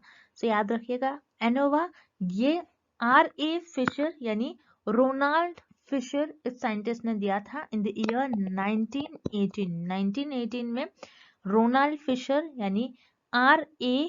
फिशर इस साइंटिस्ट ने एनोवा इस टर्म को लॉन्च किया था। अब एनोवा क्या होता है, याद रखिएगा एनोवा का फुल फॉर्म होता है एनालिसिस ऑफ वेरिएंस। अब एनोवा किस लिए हम यूज करते हैं, तो याद रखिएगा एनोवा एक स्टैटिस्टिकल टूल होता है, एक स्टैटिस्टिकल टेस्ट होता है, जिससे हम ये टेस्ट करने के लिए देखते हैं कि 2 से ज्यादा सैंपल के मीन को कंपेयर करने के लिए। ओके, जब 2 से ज्यादा आपके पास सैंपल्स होंगे उनके मीन को अगर आपको कंपेयर करना है तो आप एनोवा टेस्ट यानी एनालिसिस ऑफ वेरिएंस इसका यूज करोगे। और याद रखिएगा एग्जाम में भी बहुत बार क्वेश्चन पूछा जाता है एनोवा पर, सो एनालिसिस ऑफ वेरिएंस इस टेस्ट का हम यूज सिर्फ और सिर्फ इसीलिए करते हैं क्योंकि हमको ये देखना होता है कि ये कंपेयर करना होता है कि 2 से ज्यादा जो सैंपल्स है उनके मीन को कंपेयर करने के लिए। आपके पास अगर 2 से ज्यादा सैंपल्स ले लिया आपने, उस पर आपने स्टडी परफॉर्म किया, उससे जो आपको मीन मिल रहे हैं आपको उसको कंपेयर करना है, तो कंपेयर करने के लिए आप एनोवा टेस्ट का यूज करोगे। अगर जब आपके पास सिर्फ 2 ही सैंपल होते हैं तो उस केस में आप या तो टी टेस्ट का यूज करोगे या तो जी टेस्ट का यूज करते हो। अब आपके पास 2 से ज्यादा सैंपल के मीन है, यानी 3 हो सकते हैं, 4 हो सकते हैं, 5 हो सकते हैं, 2 से ज्यादा हो सकते हैं, तो उस केस में आप एनोवा का यूज करोगे। तो एनोवा को हम कहते हैं extension of T and G test, यानी टी और जी टेस्ट में भी हम सेम इसी तरीके से करते हैं। टी और जी टेस्ट में हम 2 सैंपल के मीन को कंपेयर करते हैं और उसी का एक्सटेंशन हम एनोवा को कहते हैं, यानी सेम करते हैं लेकिन यहाँ पर उसका एक्सटेंशन है इसमें, जिसमें हम टी और जी टेस्ट में जो नहीं कर पाते यानी 2 से ज्यादा मीन को कंपेयर नहीं कर पाते, यही हम एनोवा में करते हैं कि 2 से ज्यादा सैंपल के मीन को कंपेयर करने के लिए हम एनोवा इस टेस्ट का यूज करते हैं। और याद रखिएगा एग्जाम में भी कई बार क्वेश्चन पूछा गया है एनोवा ये किस टेस्ट का एक्सटेंशन होता है। सो एनोवा ये टी एंड जी टेस्ट ये दोनों भी टेस्ट का एक्सटेंशन होता है। और ANOVA was given by R.A. Fisher यानी Ronald Fisher in the year 1918। So इस प्रश्न का आपका सही उत्तर हो जाएगा option D R.A. Fisher. And शून्य परिकल्पना का परीक्षण करने के लिए एक शोधकर्ता उपयोग नहीं करता है। To test null hypothesis a researcher does not use. So इस प्रश्न में पूछा जा रहा है कि रिसर्चर यानी आपके शोधकर्ता है, वो शून्य परिकल्पना का परीक्षण कर रहे हैं यानी नल हाइपोथेसिस को टेस्ट कर रहे हैं। सो नल हाइपोथेसिस को टेस्ट करने के लिए जो रिसर्चर है वो कौन सा टेस्ट का उपयोग करेंगे, कौन सा टेस्ट का यूज करेंगे, हमें ये पता करना है। जैसे कि आपको पता है हम रिसर्च में हाइपोथेसिस ले डाउन करते हैं, यानी हम अपने अजम्पशंस और गेसेस के बेसिस पर एक हाइपोथेसिस एक टेंटेटिव स्टेटमेंट ले डाउन करते हैं जिसे हम हाइपोथेसिस कहते हैं। और उसमें आपकी जो नल हाइपोथेसिस होती है, नल हाइपोथेसिस बताती है कि जो चर है आपके चरों के बीच में कोई संबंध नहीं है, यानी वेरिएबल्स के बीच में कोई भी रिलेशन नहीं है, there is no relationship between the variables. अब नल हाइपोथेसिस को रिसर्चर अपनी रिसर्च में टेस्ट करते हैं, सिर्फ और सिर्फ नल हाइपोथेसिस को यानी शून्य परिकल्पना का रिसर्चर परीक्षण करते हैं। अब शून्य परिकल्पना का जब रिसर्चर आपके शोधकर्ता जो है ये इसका टेस्ट करते हैं, इसका परीक्षण करते हैं, ये बताते हैं वेदर इट इज ट्रू और फॉल्स, यानी ये सत्य है या फिर असत्य है, ये हमें बताते हैं। अब जब नल हाइपोथेसिस को टेस्ट करा जाता है तो इसके लिए जो शोधकर्ता है ये डिफरेंट और अलग अलग प्रकार के परीक्षण का उपयोग कर नल हाइपोथेसिस को टेस्ट करते हैं। अब कौन कौन से वो टेस्ट होते हैं, सो याद रखना है, chi square test, T test and ANOVA test. यानी काय स्क्वायर परीक्षण, टी परीक्षण और एनोवा, इन तीनों भी परीक्षण का शोधकर्ता यूज करते हैं, उपयोग करते हैं शून्य परिकल्पना का परीक्षण करने के लिए। अब काय स्क्वायर टेस्ट क्या होता है, बहुत इंपॉर्टेंट है, आपको ध्यान से सुनना है। कई स्टूडेंट्स को पता ही नहीं होता कि काय स्क्वायर टेस्ट होता क्या है। सो काय स्क्वायर टेस्ट के 3 मेजर पॉइंट आपको याद रखना है। सो फर्स्ट पॉइंट होता है, काय स्क्वायर टेस्ट यूज करा जाता है difference between observed value minus expected value. Okay, difference between यानी ऑब्जर्व वैल्यू का जो डिफरेंस होगा, यानी ऑब्जर्व वैल्यू आपकी जो आएगी और एक्सपेक्टेड वैल्यू जो आएगी आप उसका माइनस करोगे, यानी difference between observe and expected value. अब ऑब्जर्व और एक्सपेक्टेड वैल्यू क्या होती है, ऑब्जर्व वैल्यू क्या होगी कि आपको जो एक्चुअल मार्क, जैसे फॉर एग्जाम्पल के थ्रू हम समझते हैं, एक्सपेक्टेड वैल्यू, आपने एक पेपर देकर आ गया, पेपर 100 मार्क का आपका पेपर था, आपने एक्सपेक्ट कर लिया, आपने आपके करेक्शन देख लिया, आपने आपका आकर पेपर को एनालाइज करा और आपने ये देखा कि आपको हो सकता है 85 मिल सकते हैं मार्क्स आउट ऑफ 100। ओके, अब आपके जो ऑब्जर्व वैल्यू है, जो आपको एक्चुअल में रिजल्ट आने के बाद मिल रहा है आपको मार्क्स, वो मिल रहे हैं 80। तो ये हो गया आपका ऑब्जर्व वैल्यू और expected value. So difference between observe and expected value, यानी ऑब्जर्व और एक्सपेक्टेड वैल्यू का जो डिफरेंस है, इसे मेजर करने के लिए काय स्क्वायर टेस्ट का यूज करा जाता है। अब किस तरीके से आपको ऑब्जर्व वैल्यू मिल सकती है, जैसे सैंपल से आपको कुछ इन्फॉर्मेशन मिल रही है, तो वो हो जाएगी आपकी ऑब्जर्व वैल्यू। आपने एक्सपेरिमेंट परफॉर्म कर देखे, एक्सपेरिमेंट के पहले आप कुछ एक्सपेक्ट कर सकते हो कि इतना मुझे मिल सकता है, और ऑब्जर्व क्या है, जो रियल वैल्यू आपको मिल रही है। उसी तरीके से डिस्ट्रीब्यूशन, आपका डिस्ट्रीब्यूशन किस तरीके से है, फर्स्ट पॉइंट ये हो गया। सेकंड पॉइंट डिस्ट्रीब्यूशन, यानी आपका जो डिस्ट्रीब्यूशन है, आपको सैंपल से कुछ इंफॉर्मेशन मिल गई है, आपका डिस्ट्रीब्यूशन आपने कुछ इस तरीके से प्लॉट करा, क्या आपका जो डिस्ट्रीब्यूशन है, आपका डिस्ट्रीब्यूशन नॉर्मल है या फिर नॉर्मल नहीं है, ये देखने के लिए भी आप काय स्क्वायर टेस्ट का यूज करते हैं। और थर्ड, कि आपका जो डेटा है ये इंडिपेंडेंट है या नहीं, डेटा आपका इंडिपेंडेंट है या फिर नहीं, ये देखने के लिए आपका डेटा इंडिपेंडेंट है, ये देखने के लिए आप आपके काय स्क्वायर टेस्ट का यूज करते हैं, यानी किसी चीज का उस पर इन्फ्लुएंस तो नहीं है, कोई और ऐसा फैक्टर तो नहीं है कि जो आपके डेटा को इन्फ्लुएंस कर रहा है, ये देखने के लिए आप काय स्क्वायर टेस्ट का यूज करते हो। सो इस तरीके से आप आपके इस टेस्ट को परफॉर्म कर आप आपके नल हाइपोथेसिस का परीक्षण कर सकते हो, यानी शून्य परिकल्पना का टेस्ट कर सकते हो। यहाँ पर आपका विकल्प ए सही हो जाएगा। उसी तरीके से विकल्प B T test. T test क्या होता है, जिसमें आप किसी सैंपल के जो मीन होते हैं, उनका सैंपल्स के मीन को कंपेयर करने के लिए आप टी टेस्ट का यूज करेंगे। सो सिर्फ 2 ही सैंपल के मीन को कंपेयर करने के लिए आप टी टेस्ट का यूज करते हो। और याद रखिएगा, टी टेस्ट में आपको जो पॉपुलेशन होती है, पॉपुलेशन 30 से कम होती है, लेस देन आपकी 30 होती है पॉपुलेशन, आपको याद रखना है, तब आप टी टेस्ट का यूज करते हो। सो नल हाइपोथेसिस को टेस्ट करने के लिए भी आप आपके टी टेस्ट का यूज करोगे, आपको ये पता होना चाहिए। उसी के साथ साथ एनोवा, एनोवा टेस्ट क्या होता है, याद रखना है, ANOVA means analysis of variance. ANOVA का, ये एनोवा आपको शॉर्ट फॉर्म दिया गया है, एनोवा का फुल फॉर्म होता है एनालिसिस ऑफ वेरिएंस, यानी 2 से ज्यादा सैंपल्स के मीन को अगर कंपेयर करना है आपको, यानी 2 से ज्यादा, यानी 3 वेरिएबल्स हो सकते हैं, 4 सैंपल्स हो सकते हैं, उनके मीन को आपको कंपेयर करना है, तो उस टाइम पर आप एनोवा इस टेस्ट का यूज करोगे। So chi square test, T test और एनोवा टेस्ट, ये तीनों भी परीक्षण के हेल्प से, और इन तीनों भी परीक्षण का उपयोग कर शोधकर्ता शून्य परिकल्पना का परीक्षण करते हैं। अब फैक्टोरियल एनालिसिस आपके नल हाइपोथेसिस को टेस्ट करने के लिए यूज नहीं किया जाता है, मतलब क्रम गुणित विश्लेषण जो होता है, ये आपके नल हाइपोथेसिस को टेस्ट करने के लिए यूज नहीं किया जाता है। तो ये होती क्या है बेसिकली, तो याद रख रहे फैक्टोरियल एनालिसिस, जिसमें आप कुछ वेरिएबल्स को एनालिसिस करते हो। सो इसमें बहुत सारे वेरिएबल्स होते हैं, जैसे मान लीजिए for example A variable, B variable, C variable, D, E and F variable and G variable मान लीजिए। तो इतने सारे यहाँ पर वेरिएबल्स है, और ये कहूंगी मैं आपको कि ये जो वेरिएबल्स होते हैं, यहाँ पर बहुत सारे जो वेरिएबल्स होते हैं एक दूसरे से ये कनेक्टेड होते हैं, उनके बीच में कुछ ना कुछ रिलेशन होता है। अब फैक्टोरियल एनालिसिस में रिसर्चर जो अननेसेसरी है, जो उनको लग रहा है ऐसे वेरिएबल जो एक दूसरे से कम लिंक्ड है, उनमें इतना ज्यादा रिलेशन नहीं है, तो उनको एलिमिनेट करते हैं। अब मान लीजिए यहाँ पर बी और डी वेरिएबल एक दूसरे से ज्यादा रिलेटेड है, तो इन्हीं दो को रिसर्चर अपने रिसर्च में इनका उपयोग करेंगे और बाकी सबको एलिमिनेट कर देंगे। सो बेसिकली फैक्टोरियल एनालिसिस इसीलिए यूज करा जाता है कि डेटा को एनालाइज करे और जो ज्यादा डेटा है उसको कम करे, जो अननेसेसरी डेटा है जो जिसका ज्यादा उपयोग नहीं हो सकता है इसको कम कर दे। सो इसीलिए फैक्टोरियल एनालिसिस का यूज करा जाता है, और फैक्टोरियल एनालिसिस आपके नल हाइपोथेसिस को टेस्ट करने के लिए नहीं यूज करा जाता है। सो इस प्रश्न का आपका सही उत्तर हो जाएगा विकल्प डी, फैक्टोरियल एनालिसिस, क्रमगुणित विश्लेषण। अगला प्रश्न, निगमनात्मक सिद्धांत है, deductive theory is one that. So इस प्रश्न में हमें निगमनात्मक सिद्धांत क्या होता है उससे हमको बताना है, उससे रिलेटेड हमें कुछ ऑप्शंस दिए गए, हमें बताना है कि कौन सा विकल्प सही होगा। यानी डिडक्टिव थ्योरी क्या होती है ये बताना है। हम डिडक्टिव थ्योरी में हम क्या करते हैं, उद्देश्य क्या होता है इसका, ये बताना है हमें इस प्रश्न में। सो याद रखिए, दो टाइप की थ्योरी होती है, या फिर दो टाइप की अप्रोच होती है, या फिर दो टाइप की रीजनिंग होती है। एक होती है इंडक्टिव और दूसरी होती है डिडक्टिव।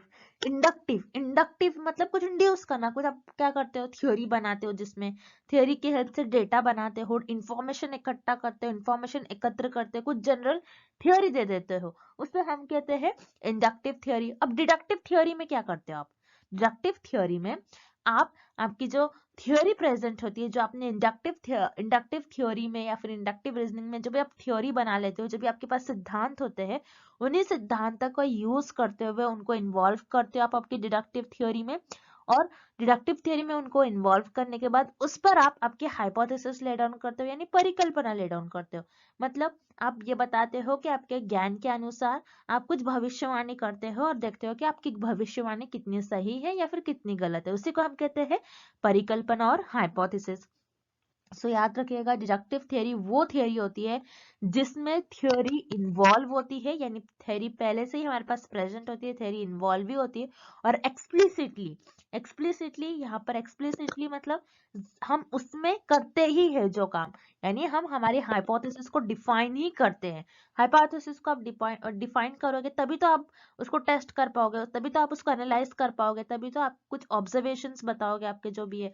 सो याद रखिएगा, डिडक्टिव थ्योरी वो थ्योरी होती है जिसमें आपके पास थ्योरी इन्वॉल्व होती है और एक्सप्लिसिटली आप किस चीज पर फोकस करते हो, आपके हाइपोथेसिस को डिफाइन करने के लिए। ओके, यानी सिद्धांत और स्पष्ट रूप से परिभाषित परिकल्पना शामिल करते हैं हम निगमनात्मक सिद्धांत में। सो इस प्रश्न का आपका विकल्प भी सही उत्तर हो जाएगा।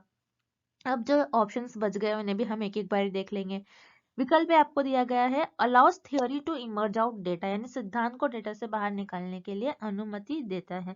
तो ये क्या करता है, ये हमें जो विकल्प दिया गया है ये इंडक्टिव थ्योरी के लिए दिया है, क्योंकि हम सिद्धांतों की मदद से डेटा बनाते हैं, डेटा इमर्ज आउट करते हैं। सो यहाँ पर आपका विकल्प ए गलत हो जाएगा। उसी तरीके से विकल्प C allows for findings to feedback into to stock of knowledge. Knowledge के लिए हम यहाँ पर कुछ नहीं करते, बल्कि डिडक्टिव रीजनिंग में हम बस हाइपोथेसिस को ले डाउन करते हैं, उसे टेस्ट करते रहते हैं। सो यहाँ पर विकल्प सी भी आपका गलत हो जाएगा। उसी तरीके से विकल्प D uses qualitative methods whenever possible, यानी जब भी संभव हो गुणात्मक विधियों का उपयोग करते हैं। नहीं, डिडक्टिव थ्योरी आपकी ये आपकी क्वांटिटेटिव मेथड से रिलेटेड होती है, ना कि क्वालिटेटिव। ओके, सो यहाँ पर आपका विकल्प डी भी गलत हो जाएगा और इस प्रश्न का आपका सही उत्तर हो जाएगा विकल्प बी, इन्वॉल्व थ्योरी और एक्सप्लिसिटली डिफाइंड हाइपोथेसिस। अगला प्रश्न, मानक त्रुटि क्या है, व्हाट इज स्टैंडर्ड एरर। तो इस प्रश्न में पूछा गया है कि मानक त्रुटि क्या होती है, इसकी हमें परिभाषा बतानी है। सो मानक त्रुटि यानी स्टैंडर्ड एरर क्या होता है, आपको ये पता होना चाहिए। स्टैंडर्ड एरर क्या होता है, मान लीजिए आपने पॉपुलेशन लिया, पॉपुलेशन में से कुछ लोगों को लिया जो आपका सैंपल बन गया। अब इस सैंपल पर आप क्या करते हो, आपकी रिसर्च परफॉर्म करते हो इस सैंपल पर, और इस नमूनों पर आप आपकी शोध परफॉर्म करते हो। अब शोध परफॉर्म करने के बाद आपके पास जो आपको डेटा मिल रहा है, जो भी आपको इंफॉर्मेशन मिलेगी, तो मान लीजिए आपने एक सैंपल ले लिया, पॉपुलेशन में से कुछ लोगों को ले लिया, अपने नमूनों को चुन लिया आपने। अब यहाँ पर जो आपने नमूनों को चुन लिया उन पर आप स्टडी परफॉर्म कर रहे हो। आप देख रहे हो कि नमूनों में से यानी सैंपल्स जो है उनकी हाइट क्या है, आपको देखना है इस पर्टिकुलर एरिया में ज्यादातर लोगों की हाइट क्या होती है। सो आपने क्या करा, आपने इन्फॉर्मेशन ले लिया, आपने हर एक मेंबर के सैंपल में से हर एक मेंबर की हाइट को नाप लिया, उनके कद को आपने नाप लिया। अब नापने के बाद आप क्या करोगे, आपको जो भी इंफॉर्मेशन मिलता है आप उसे एक डिस्ट्रीब्यूशन में सबमिट करते हो, एक डिस्ट्रीब्यूशन में उसे आप शिफ्ट करते हो।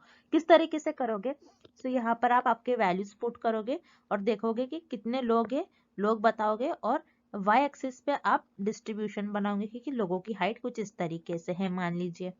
अब ये हो गया मेरा डिस्ट्रीब्यूशन। अब मिडिल वैल्यू मीन हो सकता है, ओके, क्योंकि ये हमारा इक्वल डिस्ट्रीब्यूशन लग रहा है। सो यहाँ पर मीन और मीडियन मोड सब एक ही जगह होते हैं बेसिकली। अब यहाँ पर मुझे ये देखना है कि मीन से कितने वैल्यूज मेरे डिस्ट्रीब्यूटेड है, कितना मेरा डेटा जो है फैला हुआ है। जितना ज्यादा मेरा डेटा फैला होगा उतना ज्यादा एरर होने के चांसेस होते हैं। सो जैसा यहाँ पर आप देख रहे हो कितना डेटा फैला हुआ है मीन से। ये मान लीजिए यहाँ पर मीन है मेरा, मीन से मैं ये देखूंगी कि मेरा डेटा, मेरा जो इंफॉर्मेशन है कितना फैला हुआ है। मान लीजिए यहाँ पर बहुत सारे लोग हैं जिनकी हाइट इस रीजन में लाई कर रही है, बहुत सारे लोग हैं जिनकी हाइट इस रीजन में लाई कर रही है। सो ये मीन से उतना दूर चले जाते हैं, इसे हम कहते हैं standard deviation. So standard deviation क्या बताता है बेसिकली कि आपका डेटा किस तरीके से स्प्रेड आउट है। और स्टैंडर्ड डिविएशन जो होता है, सैंपल का जो स्टैंडर्ड डिविएशन होता है उसी को हम कहते हैं स्टैंडर्ड एरर। ज्यादा कंफ्यूज नहीं होना है आपको। आपने क्या करा, सैंपल से कुछ इन्फॉर्मेशन ले ली, डेटा कलेक्ट कर लिया, उसको आपने कुछ ग्राफ में इस तरीके से स्प्रेड आउट कर ली। अब जैसे मान लीजिए मैंने यहाँ पर मीन ड्रॉ कर लिया, मेरा मीन यहाँ पर आ रहा है, ज्यादातर लोगों की हाइट यहाँ पर आ रही है। अब मैं क्या देखूंगी कि मेरा डेटा किस तरीके से कितना स्प्रेड आउट है, कितना फैला हुआ है। तो जितना फैला हुआ रहता है डेटा उसे हम कहते हैं स्टैंडर्ड डिविएशन। ये पॉपुलेशन सॉरी ये सैंपल का आपका स्टैंडर्ड डिविएशन है, और जो आपके सैंपल का स्टैंडर्ड डिविएशन होता है वही होता है आपका स्टैंडर्ड एरर। आपको ये पता होना चाहिए। तो इस प्रश्न का आपका विकल्प ए सही उत्तर हो जाएगा। उसी तरीके से हम जो रिमेनिंग ऑप्शंस दिए गए हैं उन्हें भी हम एक एक बारी देख लेते हैं, आपको पता चल जाए कि और कौन से एरर्स भी होते हैं। जैसे यहाँ पर विकल्प बी आपको दिया है model error, value of the standard range of a statistic. आंकड़े भी मानक श्रेणी का मॉडल त्रुटि नाम। तो मॉडल एरर क्या होता है, मतलब मॉडल त्रुटि क्या होती है आपको ये पता होना चाहिए। मॉडल एरर किस नेम से आया है, मॉडल को हम मोड भी कहते हैं। अब मोड क्या होता है, मोड आपके डेटा में ऐसी वैल्यू जो सबसे ज्यादा बार रिपीट हो रही है। मान लीजिए आपको कुछ डेटा मिल गया, ओके, उसमें आपके डेटा में 50 वैल्यू बार बार रिपीट हो रही है, तो ये क्या हो गया आपके डेटा के मोड। अब मोड में भी कुछ एरर्स होने के चांसेस होते हैं, जो आपके डेटा में ज्यादा बार रिपीट हो रही है वैल्यू, तो उसके रेंज में कुछ एरर हो रहा है, तो उसे हम कहते हैं मॉडल एरर। तो यहाँ पर हमें रेंज से रिलेटेड कुछ नहीं दिया गया है, मतलब मोड ऐसे ज्यादा वैल्यूज नहीं पूछी गई कि आपके डेटा में जो सबसे ज्यादा बार रिपीट हो रही है। सो यहाँ पर आपका विकल्प भी गलत हो जाएगा। उसी तरीके से विकल्प C, error in the calculation of standard deviation of a statistic, यानी आंकड़े के मानक विचलन की गणना में त्रुटि। आपने क्या करा, स्टैंडर्ड डिविएशन से आपको जो भी इंफॉर्मेशन मिल रही है, स्टैंडर्ड डिविएशन मतलब आपने कुछ इस तरीके से आपका डेटा स्प्रेड आउट कर लिया, उससे आप क्या कर रहे हो, उसकी वैल्यू को कैलकुलेट कर रहे हो और उससे आपको कुछ एरर हो गया है। सो इसे हम क्या कहेंगे, errors in calculation of standard deviation. So हमें स्टैंडर्ड डिविएशन के कैलकुलेशन से रिलेटेड कुछ प्रश्न नहीं दिया गया है, सो यहाँ पर आपका विकल्प सी गलत हो जाएगा। उसी तरीके से विकल्प D, standardize statistic to minimize error. Standardize statistic क्या होता है, आपके पास एक स्केल होती है, उसी स्केल में आप सारे एक पर्टिकुलर एक स्केल होती है जिसमें आप सारे वैल्यूज को फिट करने की कोशिश करते हो, उसे हम कहते हैं स्टैंडर्डाइज स्केल। अब स्केल होती है सॉरी स्टैंडर्डाइज स्टैटिस्टिक, सो स्केल होती है जिसमें आप सारे वैल्यूज को फिक्स करने की कोशिश करते हो, उसको स्टैंडर्डाइज करने की कोशिश करते हो ताकि एरर आपका मिनिमम हो। सो इसे हम कहते हैं minimize standardized statistic to minimize error. So यहाँ पर हमें इससे भी रिलेटेड कुछ प्रश्न नहीं पूछा गया है, यहाँ पर आपका विकल्प डी गलत उत्तर हो जाएगा और इस प्रश्न का आपका सही उत्तर हो जाएगा विकल्प ए। अगला प्रश्न, केस स्टडी पद्धति के बारे में निम्नलिखित में से कौन सा सत्य नहीं है, which of the following is not true about case study method. So इस प्रश्न में पूछा जा रहा है कि केस स्टडी पद्धति जो होती है, केस स्टडी पद्धति के मेथड से रिलेटेड हमें कुछ विकल्प दिए गए हैं, हमें बताना है कि कौन सा विकल्प सही नहीं है, केस स्टडी मेथड से रिलेटेड नहीं है। अब केस स्टडी मेथड क्या होता है, केस स्टडी पद्धति होती क्या है, आपको पहले तो ये पता होना चाहिए। सो केस स्टडी मेथड वो मेथड होता है जिसमें रिसर्चर्स 4 to 5 पीपल का ग्रुप बना लेते हैं, 4 to 5 एक्सपर्ट्स भी हो सकते हैं, उसमें एक पर्टिकुलर टॉपिक पर डिटेल में डिस्कशन होता है और उसमें आपको बहुत सारी इंफॉर्मेशन मिल जाती है। सो इसे हम कहते हैं केस स्टडी। सो याद रखिए केस स्टडी में डिटेल में जो आपके 4 to 5 पीपल का आप ग्रुप बना लेते हो, जैसे 4 से 5 व्यक्ति होते हैं आपके ग्रुप में, सो वो डिस्कशन करते हैं। सो डिस्कशन से उनको जो भी डेटा मिलता है ये वर्ड्स और टेक्स्ट के फॉर्म में डेटा मिलेगा। जाहिर सी बात है, अगर मान लीजिए आप किसी आईफोन के बारे में या फिर कोई आईफोन जब लॉन्च किया जाता है मान लीजिए, तो 4 to 5 पीपल का ग्रुप बनाया जाता है, 4 to 5 एक्सपर्ट्स का, जिन्होंने प्रोग्रामिंग में एक्सपर्ट्स है, जो इनका जो रहता है ग्रुप बनाया जाता है, उनको इनविटेशन दिया जाता है, फिर वो इनविटेशन एक्सेप्ट कर फिर उस ग्रुप को ज्वाइन कर उसमें डिटेल में उस पर्टिकुलर टॉपिक के बारे में डिस्कस करते हैं। तो उसे यहाँ पर डिस्कशंस के थ्रू जो उनको इंफॉर्मेशन मिलती है कि वर्ड्स और टेक्स्ट के फॉर्म में मिलती है। सो वर्ड्स और टेक्स्ट के फॉर्म में कौन सी आपको इंफॉर्मेशन मिलती है? सिर्फ और सिर्फ क्वालिटेटिव रिसर्च में। सो याद रखिए केस स्टडी मेथड जो होता है आपका क्वालिटेटिव नेचर का होता है। क्वालिटेटिव रिसर्च में भी हम क्या करते हैं, हमारे पास जो भी डेटा मिलता है वर्ड्स और टेक्स्ट के फॉर्म में मिलता है, नंबर्स के फॉर्म में हमें डेटा नहीं मिलता है। हम यहाँ पर डेटा जमा करते हैं, बेसिकली हम थ्योरीज बनाते हैं, हम डेटा एकत्र करते हैं, डेटा को एक न्यू डेटा हमारे पास मिलकर आता है। सो ये होती है आपकी क्वालिटेटिव रिसर्च, जिसमें आपके पास जो डेटा होता है ये वर्ड्स और टेक्स्ट के फॉर्म में होता है जनरली। सो ये पता चल गया हमें कि आपकी जो केस स्टडी मेथड होता है ये क्वालिटेटिव नेचर का होता है, यानी गुणात्मक नेचर का होता है। देन यहाँ पर ऑप्शन ए और बी देख लेते हैं हम। ऑप्शन ए दिया गया है, it is an expensive method. Yes, आपका केस स्टडी मेथड जो होता है एक्सपेंसिव होता है। एक्सपेंसिव मेथड क्यों होता है? अब जैसे आप 4 to 5 एक्सपर्ट्स को बुला रहे हो, ओके मान लीजिए आपने कोई न्यू डिसीज आई है, उस पर आपने कोई एक्सपर्ट्स को बुलाया है जो बहुत फेमस है और जो पूरे वर्ल्ड से आपने बुलाया है, या फिर कोई भी अपने कंट्री से बुलाया है, कोई भी अपने सिटी से बुलाया है। सो यहाँ पर उनको इनविटेशन के लिए आपको अप्रोच करना होता है, फिर वो आते हैं, वो आपकी फी चार्ज करेंगे, जो भी करेंगे। सो यहाँ पर उनको जो ये मेथड होता है एक्सपेंसिव होता है। ओके सो ये मेथड एक एक्सपेंसिव मेथड होता है कंपेयर टू अदर मेथड्स। सो यहाँ पर आपको विकल्प ए भी सही दिया गया है। उसी तरीके से विकल्प भी दे रहा है many chances of making errors, यानी यहाँ पर एरर्स यानी गलतियां करने के बहुत संभावनाएं होती है। आपकी जो त्रुटि होती है, त्रुटि बहुत ज्यादा होने के आपकी संभावनाएं होती। क्यों ज्यादा हो सकती है? क्योंकि यहाँ पर जैसे मैंने बताया आपको केस स्टडी मेथड में 4 to 5 पीपल का, 4 से 5 व्यक्तियों का ग्रुप बना लेते हैं, उसमें एक पर्टिकुलर टॉपिक पर डिटेल में आपको डिस्कशंस होते हैं, आपको डिटेल में डिस्कस करना होता है। सो इससे क्या होता है, बहुत ज्यादा डेटा निकल के आता है आपके पास। सो बहुत ज्यादा डेटा होने की वजह से, बहुत डिटेल में आप पढ़ते हो तो बहुत ज्यादा होने की वजह से एरर ज्यादा होने के चांसेस होते हैं। सो ये भी आपको सही विकल्प दिया गया है। सो बच गया आपका ऑप्शन डी।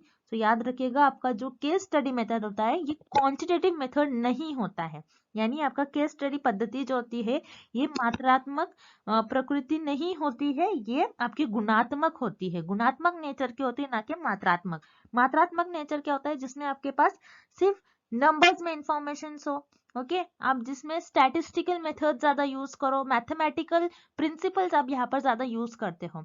सो इसीलिए केस स्टडी मेथड जो होता है आपका एक क्वांटिटेटिव नेचर का नहीं होता है। और हमें भी प्रश्न में यही पूछा गया है कि केस स्टडी मेथड के बारे में कौन सा विकल्प सत्य नहीं है। सो वो है आपका विकल्प डी। सो इस प्रश्न का आपका सही उत्तर हो जाएगा ऑप्शन डी और विकल्प डी। अगला प्रश्न, किस प्रकार का शोध मौजूदा स्थिति में संशोधन पर केंद्रित है? Which of the type of research focuses on embedding the prevailing situation? तो इस प्रश्न में पूछा गया है ऐसे कौन से रिसर्च है जिसका उद्देश्य ये होता है कि जो करंट सिचुएशन है उसको बदल देती है, करंट सिचुएशन को वो सॉल्व कर देती है, उसको बदल देती है एक तरीके से। यहाँ पर अमेंडिंग का मतलब होता है कि बदल देना, और प्रेवेलिंग सिचुएशन यानी करंट सिचुएशन, करंट कुछ मान लीजिए कुछ करंट आपके पास समस्या है अभी जो चल रही है, मौजूदा आपके पास जो स्थिति है उस स्थिति को आपको चेंज करना है। सो आप कौन सी रिसर्च का उपयोग करोगे, कौन से शोध का आप उपयोग करोगे, कौन से अनुसंधान का आप उपयोग करोगे, यह हमें पता करना है। सो याद रखिए जब भी आपके एग्जाम में कुछ प्रश्न आते हैं और प्रश्न में कुछ करंट स्टेटस का आपको चेंज करना है, सो ये आपका आ जाएगा एक्शन रिसर्च से रिलेटेड। एक्शन हो रहा है, आपने जो करंट आपका जो भी सिचुएशन है, जो भी स्थिति है, उसको आपने चेंज कर दिया। सो आपने यहाँ पर एक एक्शन परफॉर्म किया, जिसे हम कहते हैं एक्शन वर्ब, कि आपने कुछ एक्शन कर लिया। मतलब करंट सिचुएशन थी, कुछ समस्या होगी, करंट कुछ सिचुएशन उसको आपने बदल दिया। अब मान लीजिए करंट सिचुएशन ये है कि मैं आपको पढ़ा रही हूँ, आपको मान लीजिए मैं लाइव क्लास ले रही हूँ, तो आप मुझे बोलोगे कि मैम मुझे ये टॉपिक समझ नहीं आया है। सो मैं क्या करूँगी, आपको फिर से रिपीट करना स्टार्ट कर दूंगी। सो मैंने यहाँ पर क्या किया, आपको फिर से मैं दूसरे मेथड से स्टार्ट कर दूंगी आपको पढ़ाना। सो मैंने यहाँ पर एक्शन ले लिया, ओके, और आपकी समस्या का समाधान भी निकल गया, आपकी समस्या खत्म हो गई। इस सिचुएशन का मैंने इस सिचुएशन को बदल दिया, ओके, जिस सिचुएशन थी, जो स्थिति थी मौजूदा, उसको मैंने बदल दिया। तो मैं ऐसा किस रिसर्च में करूंगी, किस शोध में मैं ऐसा कर सकती हूँ, क्रियाविधि शोध में, यानी एक्शन रिसर्च में। सो इस प्रश्न का ऑप्शन ए सही उत्तर हो जाएगा। उसी तरीके से जो बचे हुए ऑप्शन है उन्हें भी हम एक एक बारी देख लेंगे। विकल्प भी आपको दिया गया है एक्सपेरिमेंटल रिसर्च यानी प्रायोगिक अनुसंधान। एक्सपेरिमेंटल रिसर्च क्या होती है, प्रायोगिक अनुसंधान क्या होती है, जिसमें आप दो चरों के बीच में कारण और प्रभाव देखते हो। दो चरों के बीच में किस तरीके का संबंध है, कैसा संबंध है, कैसा दो चरों के बीच में किस तरीके से कारण और प्रभाव है, एक वेरिएबल को, एक चर को हेरफेर करने से दूसरे पर वो कैसा प्रभाव दिखा रहा है, ये हम देखते हैं एक्सपेरिमेंटल रिसर्च में। सो यहाँ पर हमें किसी वेरिएबल्स, किसी चरों के बीच का रिलेशन हमें नहीं दिया गया है प्रश्न में, तो यहाँ पर आपका विकल्प भी गलत उत्तर हो जाएगा। उसी तरीके से विकल्प सी, मौलिक अनुसंधान, जिसे हम फंडामेंटल रिसर्च कहते हैं। सो मौलिक अनुसंधान का उद्देश्य क्या होता है, मेन एम क्या होता है, कि रिसर्चर इस रिसर्च को इसीलिए करते हैं ताकि वो अपनी नॉलेज को इंक्रीज कर सके, ताकि वो अपनी क्यूरियोसिटी को फुलफिल कर सकते हैं, अपनी जिज्ञासा को वो फुलफिल कर सके, इसीलिए मौलिक अनुसंधान का उपयोग करते हैं। तो यहाँ पर मौलिक अनुसंधान भी इस प्रश्न का सही उत्तर नहीं होगा। इसी तरीके से विकल्प डी, कंक्लूसिव रिसर्च यानी निर्णायक अनुसंधान, जिसमें आप निर्णय लेते हो, जिसमें आप कुछ कंक्लूजन्स पर आते हैं, आप कुछ कंक्लूजन बता दे हो, उसे हम कहते हैं कंक्लूसिव रिसर्च। तो यहाँ पर आपका विकल्प डी भी इस प्रश्न का सही उत्तर नहीं होगा। इस प्रश्न का आपका सही उत्तर हो जाएगा विकल्प ए, एक्शन रिसर्च और क्रियाविधि अनुसंधान। And thank you for watching this session and good luck with your preparations.